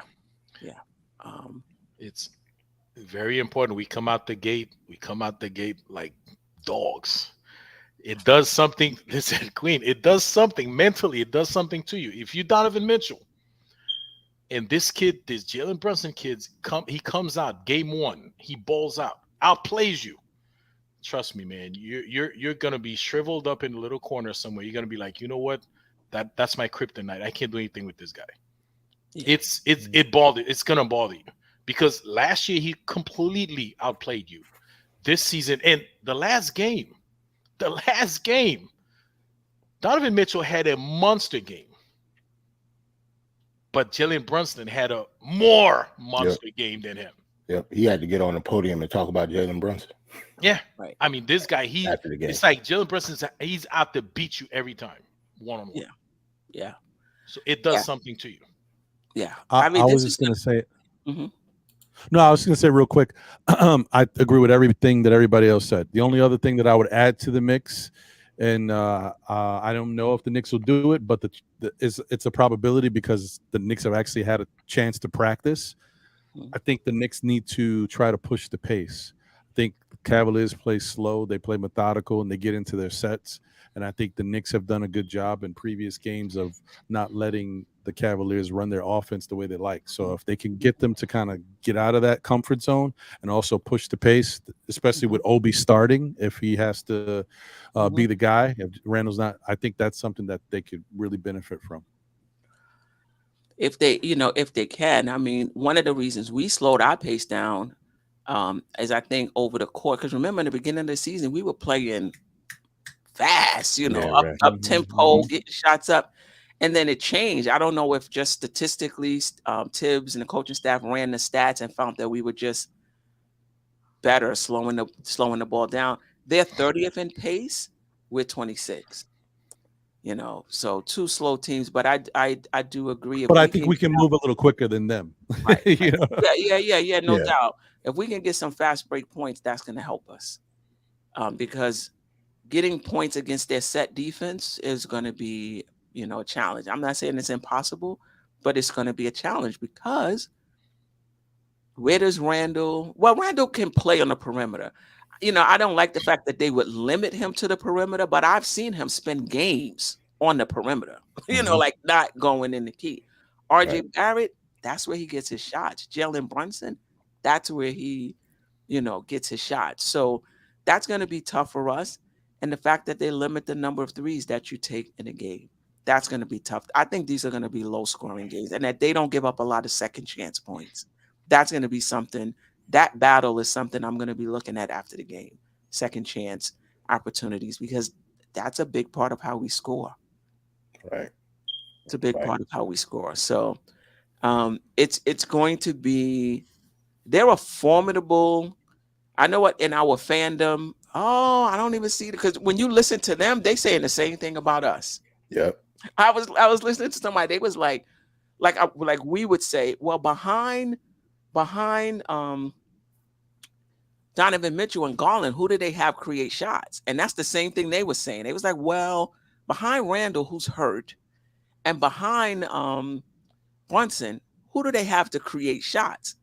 you know, our bench is much better than theirs. Like this is what, you know, so the same thing we're saying over here is what they're saying over there. And to be honest, both benches average 29 points a game.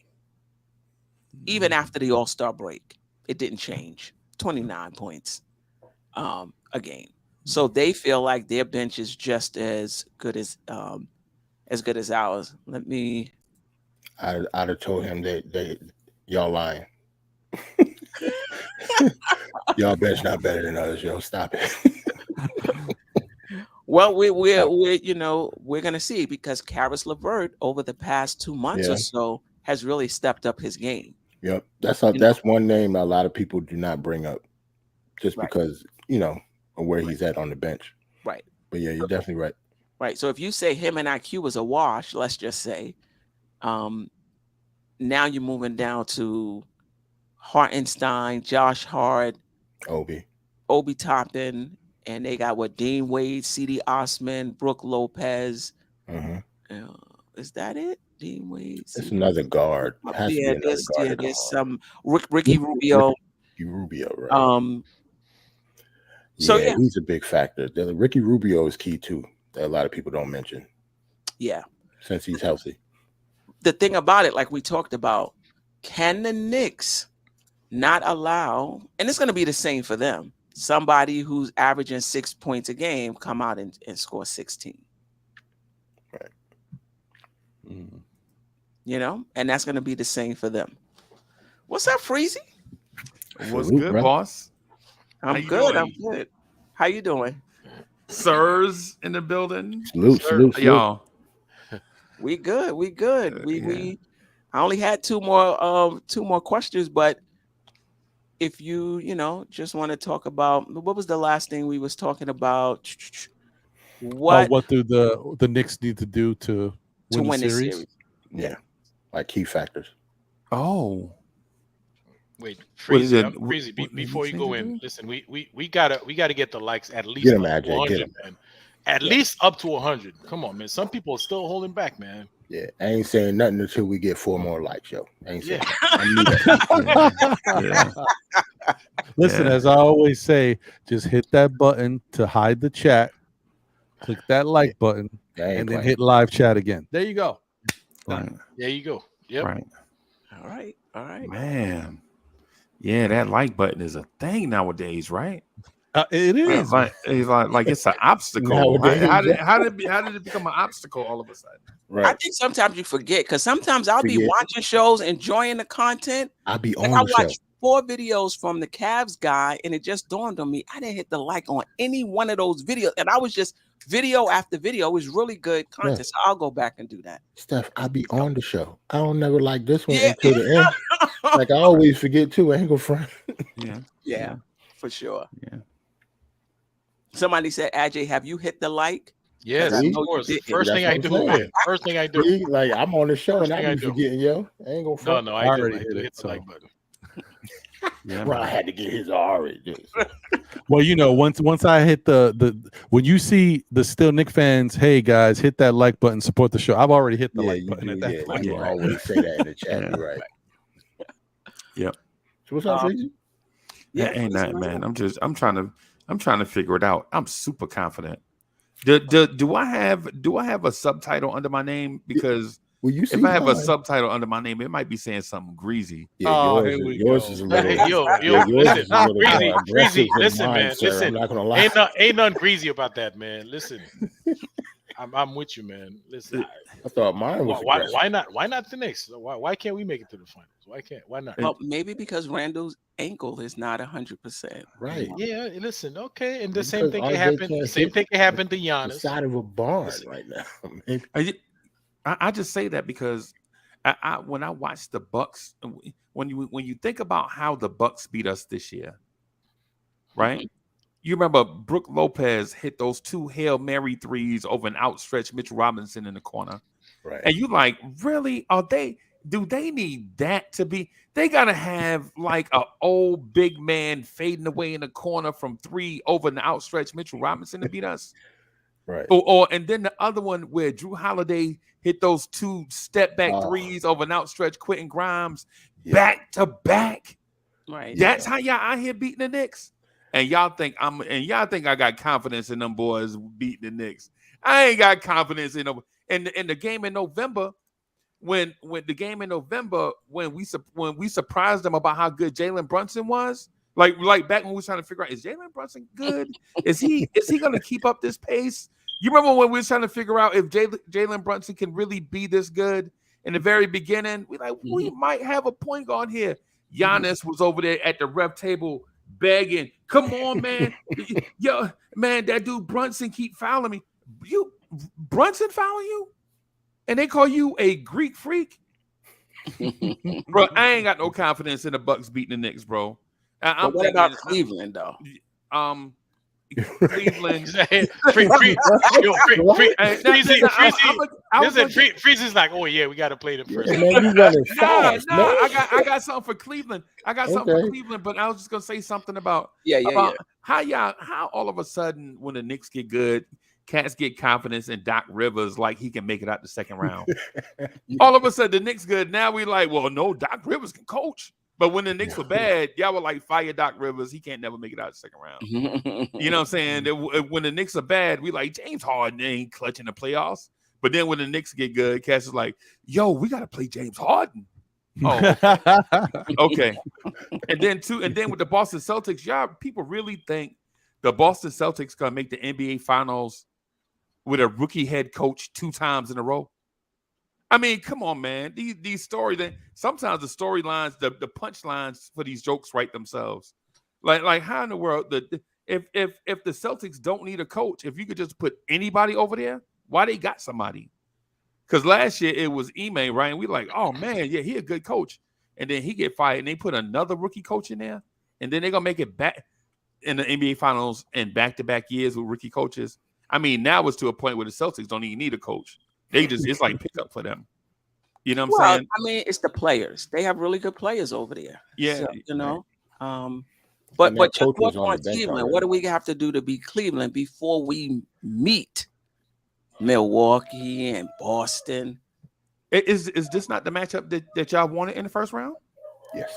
What did Knicks fans say? Yo, that's the team we want. And now that we got them, we like, oh, never mind. We don't want them. Nah, we can't. Nah, we can't do that. We can't do that. Cleveland with the team. We was like, yo, of all the teams, yo, we want Cleveland to be, yo, of all the teams, let it please. Yo, who don't want Cleveland? We want Cleveland. And now that we got them, we like, I don't know. This freezy halftime speech, yo. That's what this is. You trying to make me run through a brick wall right now. I think it's the other way. I think it's the other way. Knicks fans are have the Knicks winning in 4 and 5. I don't think it's that the Knicks are down. I'm super confident in the Knicks. Listen, I ain't even gonna lie to you. After watching you and others had to convince me that Jalen Brunson was gonna be this guy, right?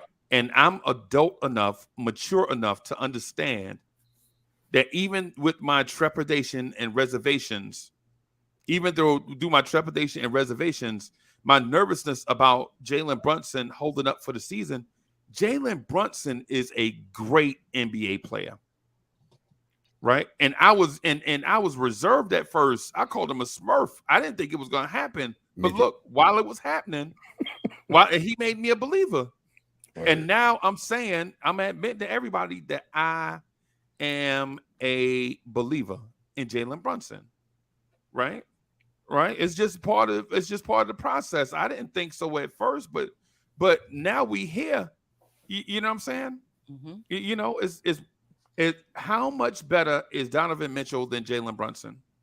Oh, we was just talking about that. Yeah, we were talking right. About that. In my mind, they're even. In my mind, they're even. There you go. And Cass could say Jarrett Allen is the difference. He can't even get his afro right. Afro all loose, right? He out here with that Luther Vandross afro. Out here looking like trying to get. No, I'm joking about Jarrett Allen. No disrespect, but what I'm saying is I think Quickly and Randall are very, very, very good NBA players, right? And outside of Darius Garland, I don't see another because outside of Darius Garland, all Cleveland got is a bunch of role players. And no knock on them because they'd be in them roles on any team. They are very good role players. They'd be difference makers on any team, right? But I'm confident that Josh Hart can be a difference maker on any team. I think Josh Hart can make an impact on any team, right? I'm saying Knicks and 6, right? But I'm overlooking Cleveland. I'm so confident in the Knicks and 6 that I can't wait to get my hands on the Bucks. And I know that sounds crazy, but I saw Giannis begging to the referee trying to get foul calls because this Knicks team is surprisingly better than what a lot of people thought they were. And this is just the first year of this team, right? Those other teams, the Bucks and the Celtics and the Sixers, they've been together for a while. So even if I'm wrong, I'll probably be saying the same thing next year. You know what I'm saying? Next season, I'll be saying the same thing. You know, the Cleveland thing, you know, even if Donovan Mitchell scores about 35 a game, I'm not confident that Donovan Mitchell can lead a franchise to playoff dominance. I mean, he had everything he needed in Utah. He was there by himself. He you know. But I mean, in all fairness, Freezy, we can't say that about our players either just yet. Right. We can't say we confident that Randall and Jalen Brunson is going to lead us. Unless you saw Jalen Brunson in the playoffs last year when Luka was out. Unless it's a small sample size. It's a small sample size. But I've seen Mitchell ball out before last season when he had a better Utah team, play better than he played or have better results than last year. I'm not disagreeing with you. I'm just trying to keep it even. I'm just trying to keep it even and keep it balanced. I think the Knicks are going to win in 6 as well, but Cleveland is no slouch. They're formidable, but I just believe the Knicks are going to rise to the challenge. But it's not going to be an easy series. Cleveland is no slouch, but what I'm saying is the East is primed for the picking. Right now. That's what I'm saying. I'm not saying that Cleveland is a slouch. Cleveland is just one team. They're just because Cleveland is probably also saying in their quiet moments away from microphones and big bright lights, you know what I'm saying? They're probably saying the Knicks are no joke. When they get in, when you get down, when they get down to brass tacks, Cleveland fans are also saying, man, how we get the Knicks in the first round and the Celtics got the Hawks? That ain't fair. Mm-hmm. You know what I'm saying? Oh, they respect the Knicks. That's if you listen to their press conferences, they'll tell it out loud. Right. Yeah, that's all I'm saying. I'm saying that this Knicks team is a lot better than.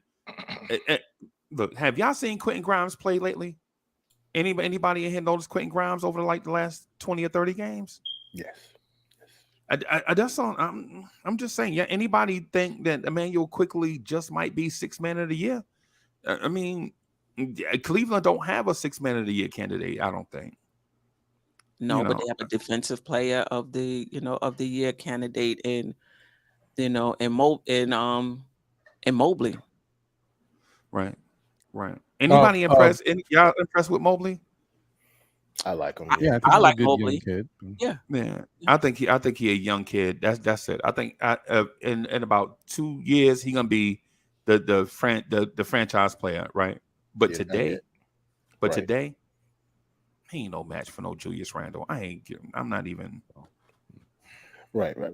I definitely. We really like Evan Mobley is a match for Julius Randle. That's not what we're saying. I think Randle will, if he's healthy. If he's healthy, that's true. He's healthy. That's the issue, because Randle will keep Mobley occupied, like we talked about. If Randle is not there and you put an Obi in, they're not even putting Mobley on Obi. They're probably gonna guard him with Garland or with Donovan, Chetty Donovan, Osman, and it they ain't changes great everything. wasting time. Now Mobley can roam. This is somebody Right. who can defend one-on-one. He can Right. defend the pick and roll. Right. He's a good team defender. Now you letting him loose if he doesn't Good have weak side shot responsibility. blocker. Yeah. Weak side shot blocker, right. So if he doesn't have responsibilities, and Julian Brunn, nobody is scared. It's about respecting the opponent and being even about it. Yeah, I think the Knicks are going to win in 6, but I'm not going to sit here and act like Cleveland don't have a team. No, They're all number these 1 in offense. They're 7th in defense. I mean, they come wouldn't have made the playoffs if they weren't good. Well, what I'm saying Yeah. is I'm expecting to roll through Cleveland and put my foot up and look for the Bucks. I'm looking. I can't wait to see Randall versus Giannis. And I know that is probably irresponsible, but I'm a Knicks fan and I'm super excited, y'all. I'm a Knicks fan. I'm super excited about this time. I'm with you, Freezy, on the your enthusiasm and excitement for the series and what the Knicks can do. I hope the Knicks aren't thinking the way you're thinking, though. They better be worrying about Cleveland and not thinking about the next series. But I hear you. I'm with you on that, though. Right. Yeah. I don't think Tibbs gonna let them get there. I don't think Tibbs is gonna let them get there. The super optimism is for the fans. It's for us. Yeah. Those guys feel like it's their job. You know what I'm saying? Right. I'm just super confident, excited, man. It's Thursday night, man, and the game is Saturday at 6:00. And so I'm thinking about snack options on a Thursday night for a Saturday afternoon game. You know what I'm saying? I'm because we started at the bottom. Yep. You know what I'm saying? And Saturday night to be here before you know it. We legit went from Alec Burks being our point guard and within a tandem with Evan Fournier. Oh. And now we got a 4th round matchup in prime time to show everybody how far we've come. Right. Your keys to the game, Cleveland. I mean, Freezy. I'm sorry. Your keys to the game. Keys to game 1 or the series. The game 1. The series or game 1 if you want to limit it to just game 1. Okay, so so what I think we need to establish out the gate is make Donovan Mitchell work on defense. Make Donovan Mitchell work on defense. No. This series, whether it's 4-0 in either direction or go all 7, you got to make Darius Garland and Donovan Mitchell work on defense. And I think we'll do that because we have 2 dynamic point of attack guards and Jalen Brunson and Emmanuel Quickly. And Quentin Grimes can attack mismatches when those mismatches present themselves. Mm-hmm. So the key to the entire series, and it should be established in game 1, is make Donovan Mitchell work for everything that he gets during this 7-game series. Everything, every pass, every shot, every rebound, everything. Make him work on both sides of the floor. Mm-hmm. And that will be the key to the series, because if we can hit Donovan Mitchell with body blows, so to speak, not physically, but y'all know what I mean. Yeah. Make him work on both sides of the floor. Then now they have to put the ball in the hands of guys like Ricky Rubio and Raul Neto. And if we lose to them, then we shouldn't have never been there in the first place. Okay. Yeah. Kind of sort of what I said earlier. Make him work, and then get physical with him, get him nice and sore after each game, Epsom salt. Not just him, Mobley too. Mobley, every one of them. Mobley. That's why you need Julius Randle. Right. Julius Randle, elbow Mobley like the entire game. Make him feel you. Yeah, we always agree. We agree like 90% of the time anyway. So, you know what I mean. So, but yeah, make Donovan Mitchell work. Yeah. You know what I'm saying? Make him on defense. Make him grind out those screens. Make him be Mr. Fundamental. Get to take those legs out of his jumper, because if his jumper's not going, then we can flower walk to the next round. If Donovan Mitchell is not hitting his jumper, we basically we can stroll through the pasture to round 2 But if Donovan Mitchell's jumper is going, especially from three on in, then it's going to be a mosh pit. Everybody is just going to be crazy. But as long as, because teams try to make Jalen Brunson work. Jalen Brunson out here taking unnecessary charges, and sometimes it's blocking. They make him work. If we do that to Donovan Mitchell, who I respect their backcourt, and I respect JB Bickerstaff. But the thing about it is if we make him work, I think we are flower walking to the second round.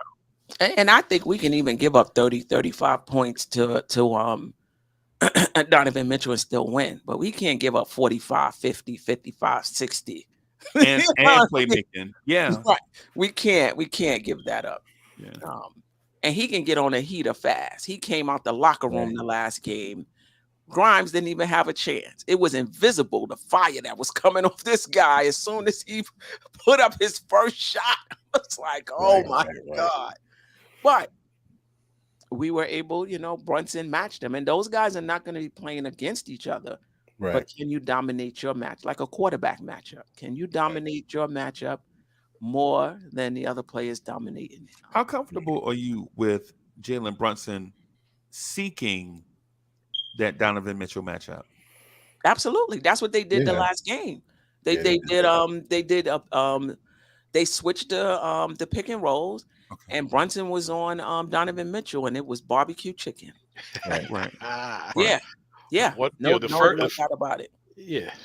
No, I'm talking about Jalen Brunson searching out Donovan Mitchell. Yeah. It was I'm talking about Donovan Mitchell guarding Jalen Brunson. It was barbecue. That's what both ways. That's what both ways. Oh, okay. Yeah. My bad. Yeah. First screen didn't work. Second screen came in until it was Jalen Brunson, Donovan Mitchell. Right. Because if not, we'll have to put all our eggs in RJ making Donovan Mitchell work if we don't do that, because that's who he's going to be playing. Yeah, I think the Knicks do a good job with that, seeking out the matchups and taking advantage of it. Anything else? Any questions? Anybody else want to ask the panel before we get to? Well, let me just ask this. So Donovan Mitchell, the strategy is to make him work. What's the strategy with the bigs to limit their effectiveness? Ooh, that's a very good question. I don't know. Mitchell have to play. I think for the Knicks, just real quick, stay out of foul trouble. Our bigs need to stay out of foul trouble, because if they're on the floor, they can affect change. If they ain't out there, it's going to be a problem. Right. Yeah, that's definitely a good point. I would say this, a very underrated stat, and it's not a stat per se. It's what we do, and it's recorded, so I guess it's a stat. But when you look at the body types of Jared Allen and Evan Mobley versus this stat, Mitchell Robinson is number 1 in the NBA in box outs, and Isaiah Hartenstein in limited minutes is number 8 in the NBA in box outs. And so there's a level of physicality versus that athletic profile. I think we can neutralize them a lot. And we got to keep it because the alarm is too much. Oh, okay, okay. Yeah, but when it's time for you to speak, just cut it on. Okay. Yeah. No, go ahead, please. That's not you. Go ahead. Oh, okay. Yeah. What I was gonna say is the box out thing is a factor, and Cleveland knows that. Now, I think Cleveland will try to step up their physicality, and if they do play outside of themselves, are they gonna get fouls called on them? Right. By being something more aggressive than they normally are. I think that's something to keep an eye on, because we normally play that style, so that's nothing for us. Yeah, no doubt. It's not going to be anything for us to play like that. Right. Yeah. Right. But what about for Cleveland, though, Queen Bee? What do you think about Cleveland? You think that's going to be something for them? in terms for our bigs. Yeah, in order and in terms of Cleveland picking up their physicality against our bigs. I think we used to. Who could be more physical than iHeart? No, I'm talking about Cleveland's bigs though. Right, being more fit, trying to be physical without trying to match our physicality is what I'm asking. I just don't think that's their game. They can try it, but I think it's going to be out of their element, and I don't even know how much of an impact it would have. You know, iHeart, he chops a few trees before he comes to the game. Like, I don't know if them being physical now, maybe being physical with Mitch. You know, I've seen Mitch. I wouldn't say get pushed around, but I've seen, you know. My concern is Jared Allen neutralizing Mitch and limiting his second chance opportunities. You know, Mitch does things for us on defense, but offensively, it's the lobs and it's them second chance points. Yeah. And they know that. And they're actually a very good team. I think top 3 in second chance point defense. You know? So they can try to get physical. I don't think it's going to work. I think one of the things we can do, particularly for Mobley, and sometimes, you know, they put Jared Allen on Randall. Sometimes they'll put Jared Allen on Randall. I like that matchup for us. I like that matchup for us. It's pulling them out the paint. Now, I don't know if Tibbs would go really small with Randall and Obi, or Randall and RJ to go small and pull those guys out the paint. RJ's not really hitting the 3, so I don't know how much they would respect that. But when you have, you know, guys who can hit the 3, now Mobley has to play. Mobley can't roam with Randall. And at the 4, if you have somebody that can hit the 3, now Allen and them have to come out the key. And that really opens up, you know, driving lanes. It's not something Tibbs does, though. Obi will have to play more then. Right. I don't see him playing Randall and Obi because rebounding wise, you are giving up second chance opportunities when you. Well, the one thing about tall, thin players in sports, period, regardless of whatever sport, tall, thin guys don't like for players to get into their body, right? It's the reason why a lot of teams don't defend Kevin Durant with another tall, skinny player. They like to defend Kevin Durant with short, physical players that can get underneath him and make him uncomfortable. And I think if they guard Julius Randle with Evan Mobley, or Jared Allen, it don't matter. I think that Randle's gonna. Yeah, neither one of them play. Yeah, Randle gonna eat them because Randle is 6'8", 255, and he don't have their verticality. But in terms of agility and everything, Randall is just as agile as they are. He don't have their vertical explosiveness, but in terms of the agility and dexterity, Randall is just as dexterous and agile as they are. So if they guard him with Jared Allen, I'm loving it. I'm loving it. I just think we're a good matchup. I think we're a good matchup for Cleveland. I see the Knicks winning 4-2. I don't know. And then, shout out to Harlem CEO. A very good point. Most of their offense is the high pick and roll. So how the Knicks defend that pick and roll is going to be very important, you know, in the series. The thing about it, though, is they don't really, I'm going to say I'm not concerned about their 3-point shooters, and then they're going to just go off, right? Right. But you know, Okoro's been shooting the 3 better lately, but, you know, I'm not afraid of him. Dean Wade can hit the 3, you know. Cedi Osman. Yeah, Cedi Osman. Yeah, he can hit the 3. Wade, you know, he can hit the 3. You know, Garland can hit the 3, you know, of course. So yeah, our pick and roll defense, we didn't talk about that at all today. Our pick and roll defense has to be on point. Yeah. Yep. Sure. All right. Prediction. I'm sorry. Go ahead, Ron. And I forgot. I don't know if the whole conversation we were talking about keys to victory and stuff. Our perimeter defense has to be a lot better too. Everybody shoots 3s on us. Even teams that don't shoot 3s shoot 3s on us. So we gotta watch that. Forgot about LeVert. Thank you, B Baller, for real. He's been playing. Oh yeah, yeah. Yep. I told you we always forget about LeVert when we talk about them.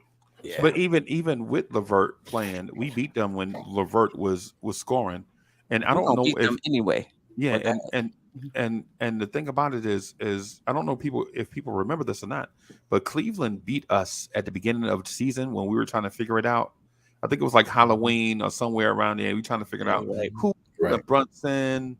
You know, is it Cam? Is it Grimes? Remember, Grimes had just come out of walking boot, and all these different things we was trying to figure out. Is Fournier, does Fournier deserve minutes and all of that? But once we set our path, we beat them 3 straight. Yeah, no doubt about it. Cleveland, we beat y'all 3. Once we figured out ourselves, we figured out everybody else. Once we figured out who we were, it ain't nothing but playing Knicks basketball at that point. Right. No doubt about it. You know what I'm saying? And it was just one game where it was even close. I think it was like, I think they missed a 3 to tie it at the buzzer or something, or something like that. Now, I can't remember exactly, but Cleveland, pack your bags. Cabo. Yeah, Nick Yak, he not appreciating the love that we giving Isaiah Hartenstein over Mitch. Listen, I think both of them bring on certain things overlap in terms of defense, and I think iHeart has gotten better, in rim, rim protection, but they bring different things. Yeah. They bring different things. Sometimes I like what Mitch brings, especially when Mitch is super active, on the boards, and he's blocking shots and he's all over the place and he's playing like an energizer bunch. Like, that's what we need. I think Mitch doesn't understand what it means to play on fire all the time. You know what I mean?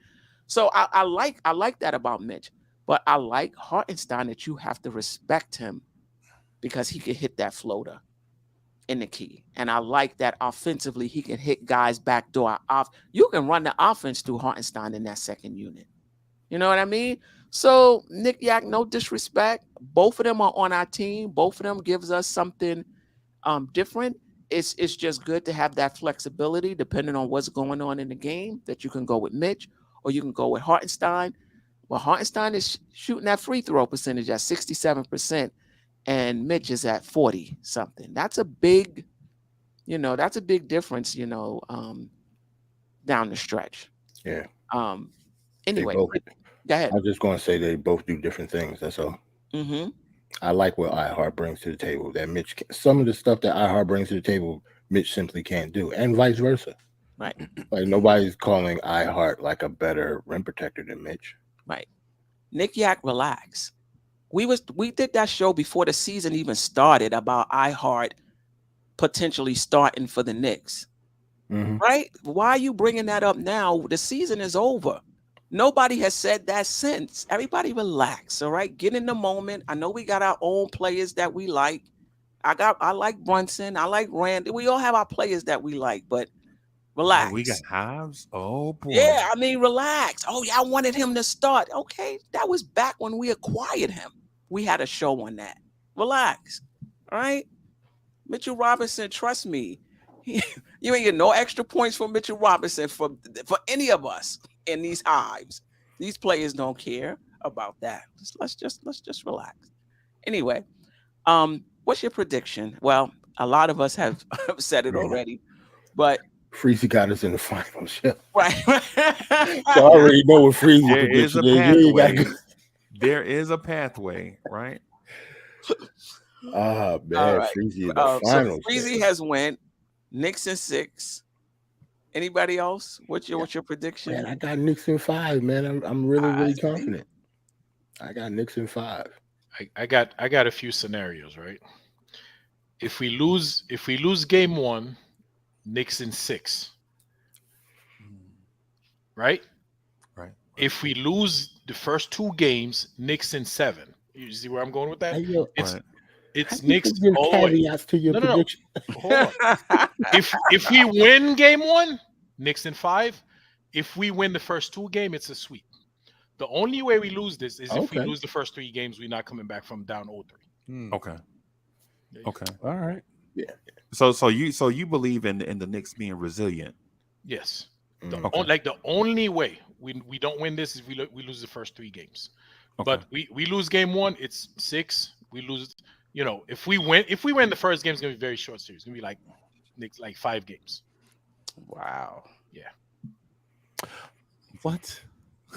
Jeffrey Clafter. He said, I'm always wrong. So. I like that. Yeah. Listen, well, I kind of from the Ajay school of thinking, if the Knicks win the first game, the Knicks in 6. If the Knicks lose the first game, the Knicks in 6. Okay.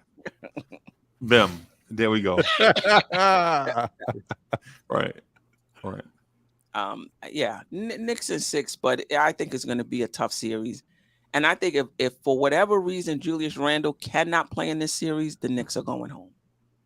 The Knicks are going home. It's a possibility they can win without Randle. There's I mean, anything is possible. Yeah, I'm assuming. Are you guys worried about the Julius Randle playing in the series and us not having Julius Randle, meaning him being here but not showing up, like him? Because I being healthy mentally, mentally, but also physically. I feel bad for Julius Randle.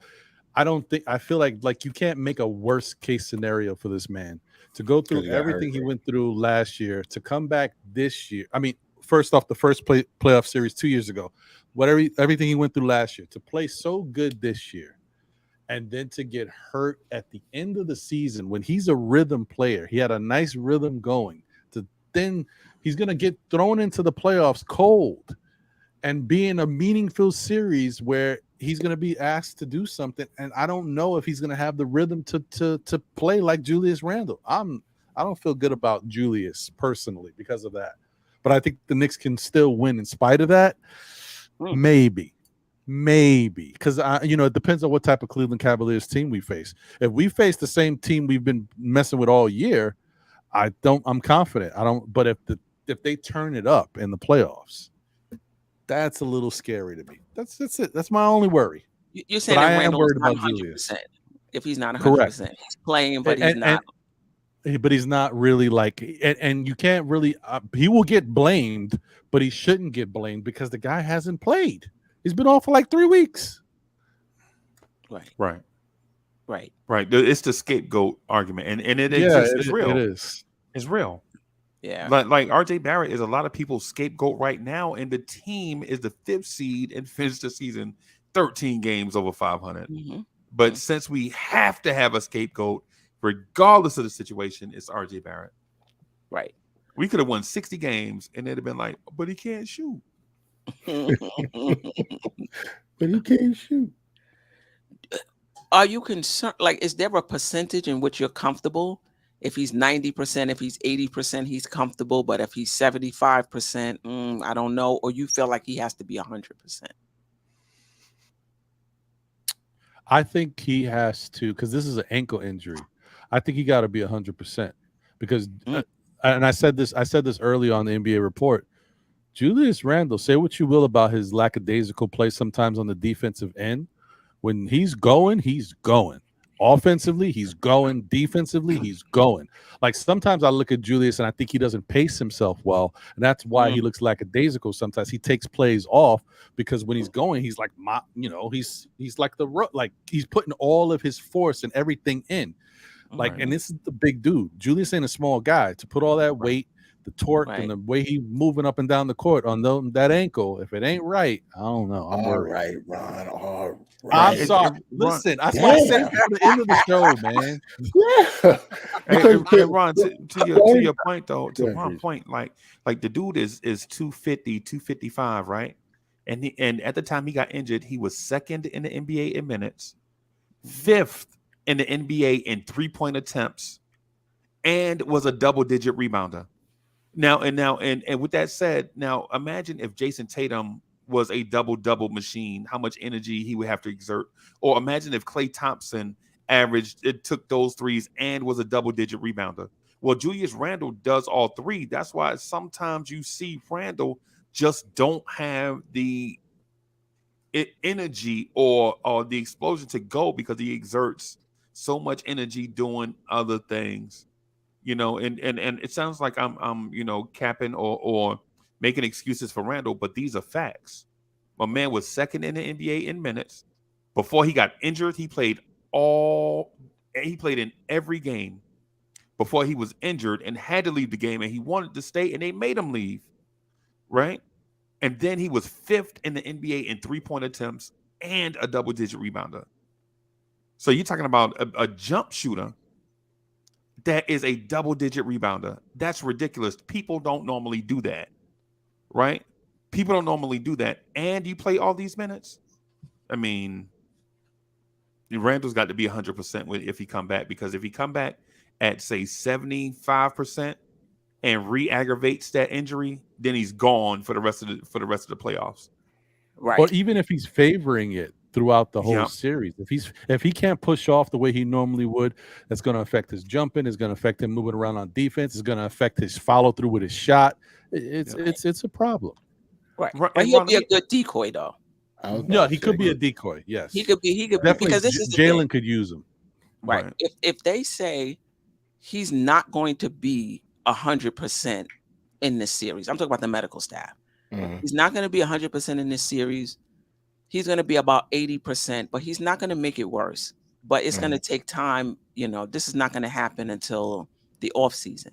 I still think he can help us at 80%. Obviously he's not going to be playing 40 minutes. Usually some players' minutes go up in the playoffs. I don't think that's going to happen. And as long as he's not limping, I think that he'll give us something. You think 80% of Randall is better than OB at 100%? Yes. I mean, you asked her. I'm sorry. Yeah. No, I'm just asking in general. I don't have an answer to it either way. I was interested I think so. in what y'all thought. I don't think he's going to be 100%. I don't think maybe anybody's 100% healthy. I don't even think Brunson's 100% healthy going into the series. So that's true. I don't want to say that he got to be 100% in order for us to win. Like, he got to be at least 80. I'll put it at that. Because he's not going to be 100%. He just twisted that ankle very, very badly. And that was just 2 weeks ago. So he's not going to be 100%. Let me ask you this quick question. I got to bounce, unfortunately. It's my bedtime. I'm sleeping. Yeah, it's getting late.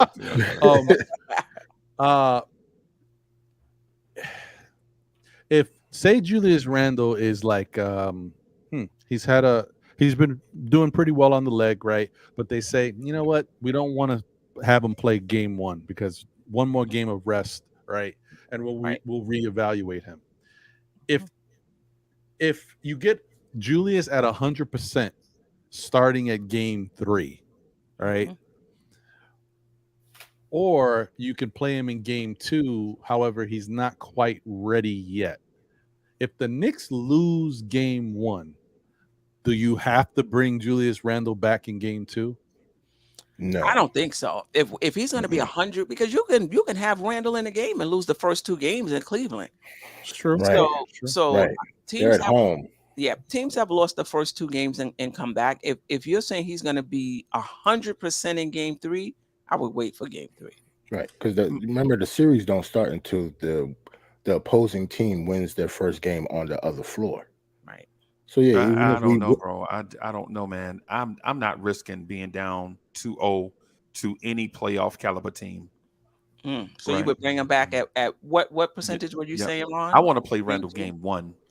Right. If he can't play game 1, then I'm like, Beast, you got to do something to be ready for game 2.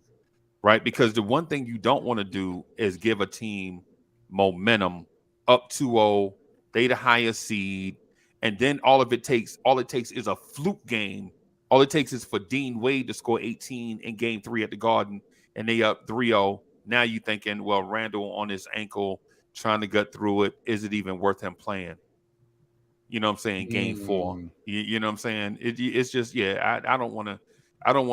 Randall, you got all offseason to rest that ankle, bro. I mean, no disrespect, but you the franchise player.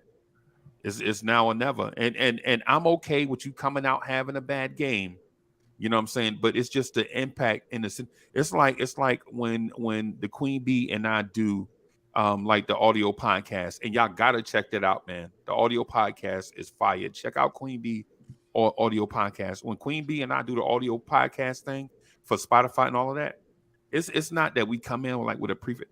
It's like it's chemistry. It's like a synergy there. And I think that would be missing if you don't have you bring Beast back because, you know what I'm saying, for 70 plus games, whether he was having a good game or not a good game, it's just that chemistry, that togetherness that you have. I think you gotta Queen Bee, I think you said decoy. I think you mentioned decoy. I would bring it back. If he's not 100%, yeah. Yeah, if I would bring him back just so that he could, you know what I'm saying? Because it's just something to be said about things that are not tangible, right? Things that are like things that are intangible, like belief and spirit and togetherness and all that stuff. Some of that stuff galvanizes groups. I think you got to have them.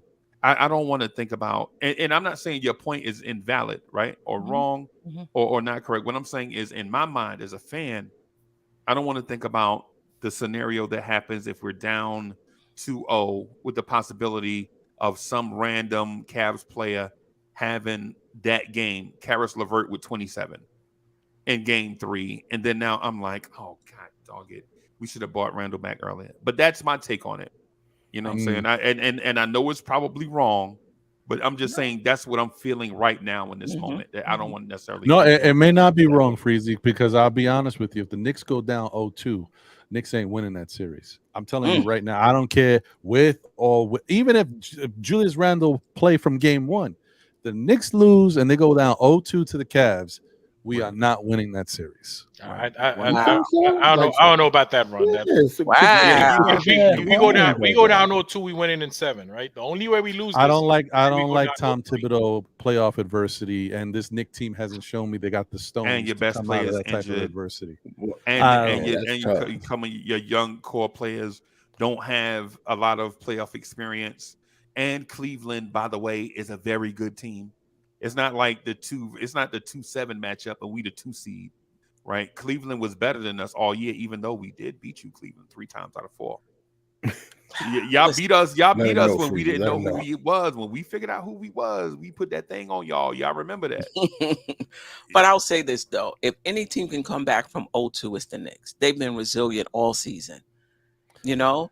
So I think if any, I get you. I get you that it. I needed that comfort. I'm glad you said that. I will say that you're right. You're right, Queen. This year they've been way more resilient than I've ever seen them in the most recent years. So yes, that's true.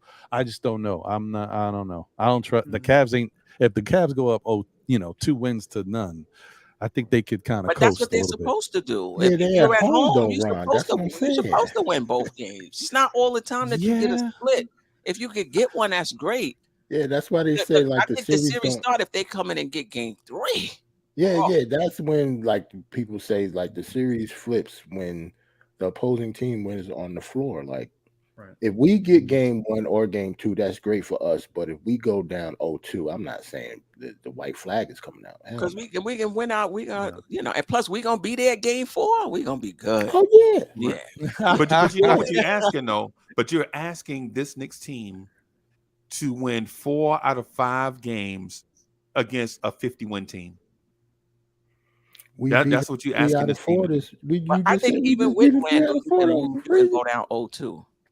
Yeah, right. Even with Randall, you can go down 0-2. We've been streaky all season. We've been streaky all season. I'm not saying that we can't do it. Hit it. That's the biggest thing. I'm sorry, Freezy. Ajay hit it. This team is so weird. We have been streaky all season. So I could see us losing 2 games in a row and then going on a win streak. That's true. All right, my 4 bad. straight. That's a good point. They're weird. They're a very weird team. Right. And that will be your Knicks in 6. Knicks in 6. Yeah. But I hear you. It is I do want one of them games though. Yeah, I don't want to be down 0-2. Don't get me wrong, because to me, if we get one of those games, I think it's a wrap. Then I think it won't be easy because Cleveland is a tough team. But if we get one of those first 2 games, I don't think they beat us in the series. Yeah, I think Saturday is huge because we're going to get a chance to see, like right now we're speculating about IQ and Grimes and our young players, Mitch. After that first game, we're going to see it. Obviously, they're going to make adjustments, but you're going to see the readiness of them. You know, you're going to see Quick, you're going to see Grimes, you're going to be like, okay, they ready. They ready. Now, obviously, they're going to have to deal with the adjustments that's being made, but from what I'm seeing right now, we ain't got to worry about deer in headlight moments. We ain't got to worry about them being overwhelmed. We see it for ourselves.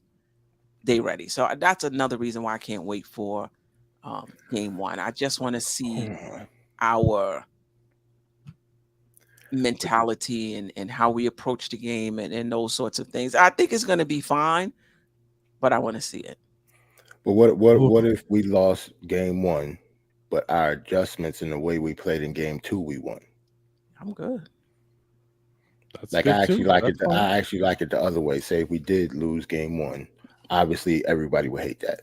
But yeah, we actually came back and beat them the second game. Yeah, going home for 2 more games after that. Yeah, I like that also. Jarrell, if we get a split the first 2 games, it's going to be a 5-game series, bro. Yeah, like it don't even matter whether it's first or second game, huh? Yep, because Get game split. 3 at the Garden is gonna be crazy. Mm-hmm. And we go up 3-1. Game 4 going to be crazier. We go up 2-1. Crazy. We go up 2-1 blood in the So water. we go up yes. 3-1. Game 4 will already be played. No, in You Cleveland. mean game 5? If we go up 2-1, game 4 at the Oh, Garden. 2-1. will be I got you. crazier. Crazier Right? blood in the water. Yeah. Right. Yeah. Well, let me get out of here, man, because I'm about to. The longer I stay here, I'm about to say some stuff that I should be saving for Saturday's show. 'Cause I want to tell you who my X Factor is so bad. Ain't nobody gonna believe who it is. I can't You ain't say got it. no X Factor. Do You you ain't have got X no- Factor? Ooh-wee. Believe me, you were gonna hate it. You ain't got no X Ain't Factor. nobody believing my X Factor. You gonna I'll say tell you, he Tibbs. could be the You gonna kid. say Tibbs. You gonna say somebody that nobody gonna pick. Tom Thibodeau. gotta be the coach. Hey, Tom that's a Thibodeau. good one. Johnny Bryan. He gonna bring Johnny Bryan out as the X Johnny Factor. Bryan is the man, but no, it's not going to be him. But yeah, Queen, thank you as always for Of having course. me. I appreciate you. Pleasure. Jarrell, always a pleasure. Ajay, you know how it is. And Freezy, the sage man, the wise one. I appreciate you, my brother. The Yeah, man, no sage, doubt, no doubt. Appreciate your content, bro.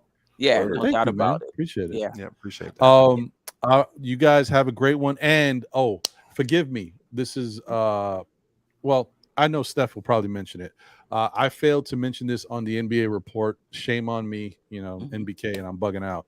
I didn't mention the flyer for the watch party for Saturday's Yes. game 1. So game 1, 6 p.m. at Legends Bar at 33rd Street in Manhattan, right by the Garden. Right. Definitely, if you guys want to chop it up and watch the game, I don't know if I can make it, but I really want to go. But anyway, all right, I said too much. Let me get out of here. All right, y'all. Okay. All right, Ron. All right, Peace, bro. bro. All right, man. Yeah, definitely. Legends NYC, Saturday, 6 p.m. It's a free watch party. So if you're in the New York City area, you want to come hang out with the NBK fam, we're doing a live podcast pregame, a live post-game podcast, and then a watch party in the middle. It's going to be bananas. Fire. Mo fire. Fire. Anything else? And if not, any last words? I got some. Can I throw these famous last words out there? Yes, Just sir. real quick. If you think things are crazy now, you mess around and let the Knicks win game 1 and watch. Anybody in here ever rode the subway and you get to a certain stop and the car just full up? You're like, where are you coming from? Yes. When we win game 1, when we win game 1, the bandwagon will be so full you won't even be able to go in your pocket. You know what I'm saying? Because that's how bandwagon riders are, man. It's Cleveland now because they got to star all the stuff. But if we mess around and go in there and beat them game 1, which I think we will, because we have them figured out. We get their best game. We played Cleveland's best game against us. Once we figured that out, they were hitting on. They couldn't miss, and we still beat them by 3. Right. So game 1 Saturday night. It's a weekend game. The game will be over by 8:30 on a Saturday night. Mm-hmm. It's gonna be crazy. And Steph, I got the flyer. Hold on. Oh, you do? Okay. Yeah. Oh, there it is. Appreciate you. Yep. Yeah, Yeah, I'm gonna definitely. be there, man. Come on Can't out. wait. I'll be there. Can't wait. You probably see me with a wing in my mouth if you check me out. You know what I'm saying? Some fries or something. Chilling. Them. They do have good wings. I'm putting a link to the podcast that me and Freezy did today. Yeah. Make sure y'all check that out. The format is totally different because Right. Uncle Freezy be talking in this voice right here, which is more level and monotone the audio. Monotone voice. And yeah, it's more inviting you into our world as opposed to this crazy live stream voice. Yeah, that's audio versus live stream voice. Huh? Right. Yeah, man. Yeah, man. I'm the same, by the way. I haven't I'm new to this. But listen, support the channel, and that's the same for Uncle Freezy. Listen, support all the Nick podcast in different ways, however you can do it. It could be as simple as hitting the like button. It could be sending a super chat. It could be joining a Patreon. Both me and Freezy have a Patreon. The link is in the description. $5 a month. You know, if you can do it, take $20 and pick 4 content creators. Send them $5 a month if you can. Obviously, everybody can't do it. To support, send a super chat every now and then. Share. Right. Share the show. There's free ways as well to support the part to support. Turn your notifications on. Turn your notifications on.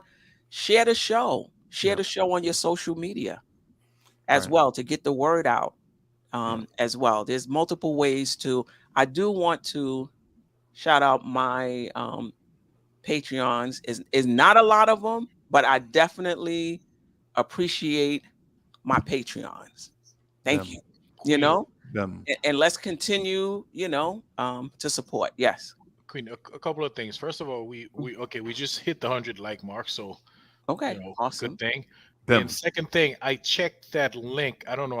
It's not launching. I don't know if it's on my end. But you know what it's doing? That link is downloading it. Because I just hit it and it downloaded it to my. Gotcha. Yeah. But actually, it doesn't open. It goes in the download folder. Okay. Yeah. Oh, that's awesome. Yeah. All right. Yeah. Okay. So definitely check that out. It's actually every week. Every other week it'll be on my podcast and in between it's gonna be on Freezy's. Hold on, Steph. Before you go, you just got a super chat. Oh, okay. I didn't want you to click off real quick. Salute the old head, man. That's my guy. Salute old head. Good show. Good night. Yeah, that's a good dude right there, man. That's my man. Yeah, I'm looking forward to hopefully though meeting you guys at the watch party and then game 4 at the Garden in our luxury suite. Yeah, man. I'm gonna probably have some wings then too. You know what I'm saying? Let me tell you something. The Knicks at the regular guy, like I'm too big for the seats. I'm like, look, I'm not going in squeezing myself up in those seats. But if the luxury, suites, I will be there. Yeah, some of us. I appreciate you, old head. The suites is crazy. The suites are crazy. I love Can't it. Wait. Yeah.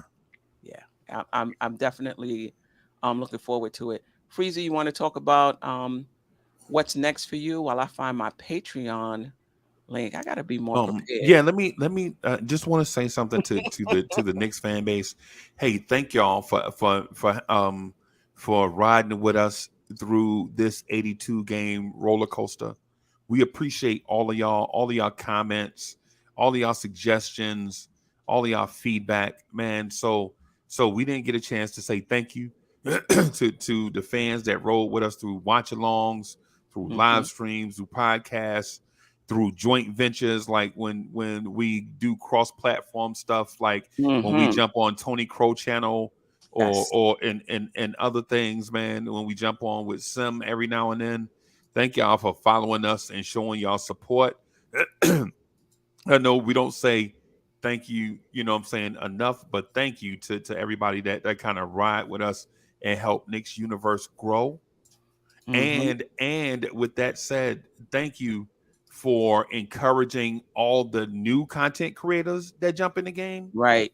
Thank you for encouraging them and riding with them, because y'all don't have to. A lot of y'all, like, are supporters of mine and Queen Bee and Sim and others. And then when new content creators come in the game, y'all show them love too. So continue to show them love and help support them, so that we can have that Knicks talk to us the way that we like to have it talked, No doubt. from a Knicks fan. Right. And Freezy, we're the only ones we got, man, Knicks Nation, because the national media don't like us. So this is where you come when we hear that good Knicks talk, man. No doubt. Salute to Boulevard 73. I appreciate you. Fire Queen. Yeah.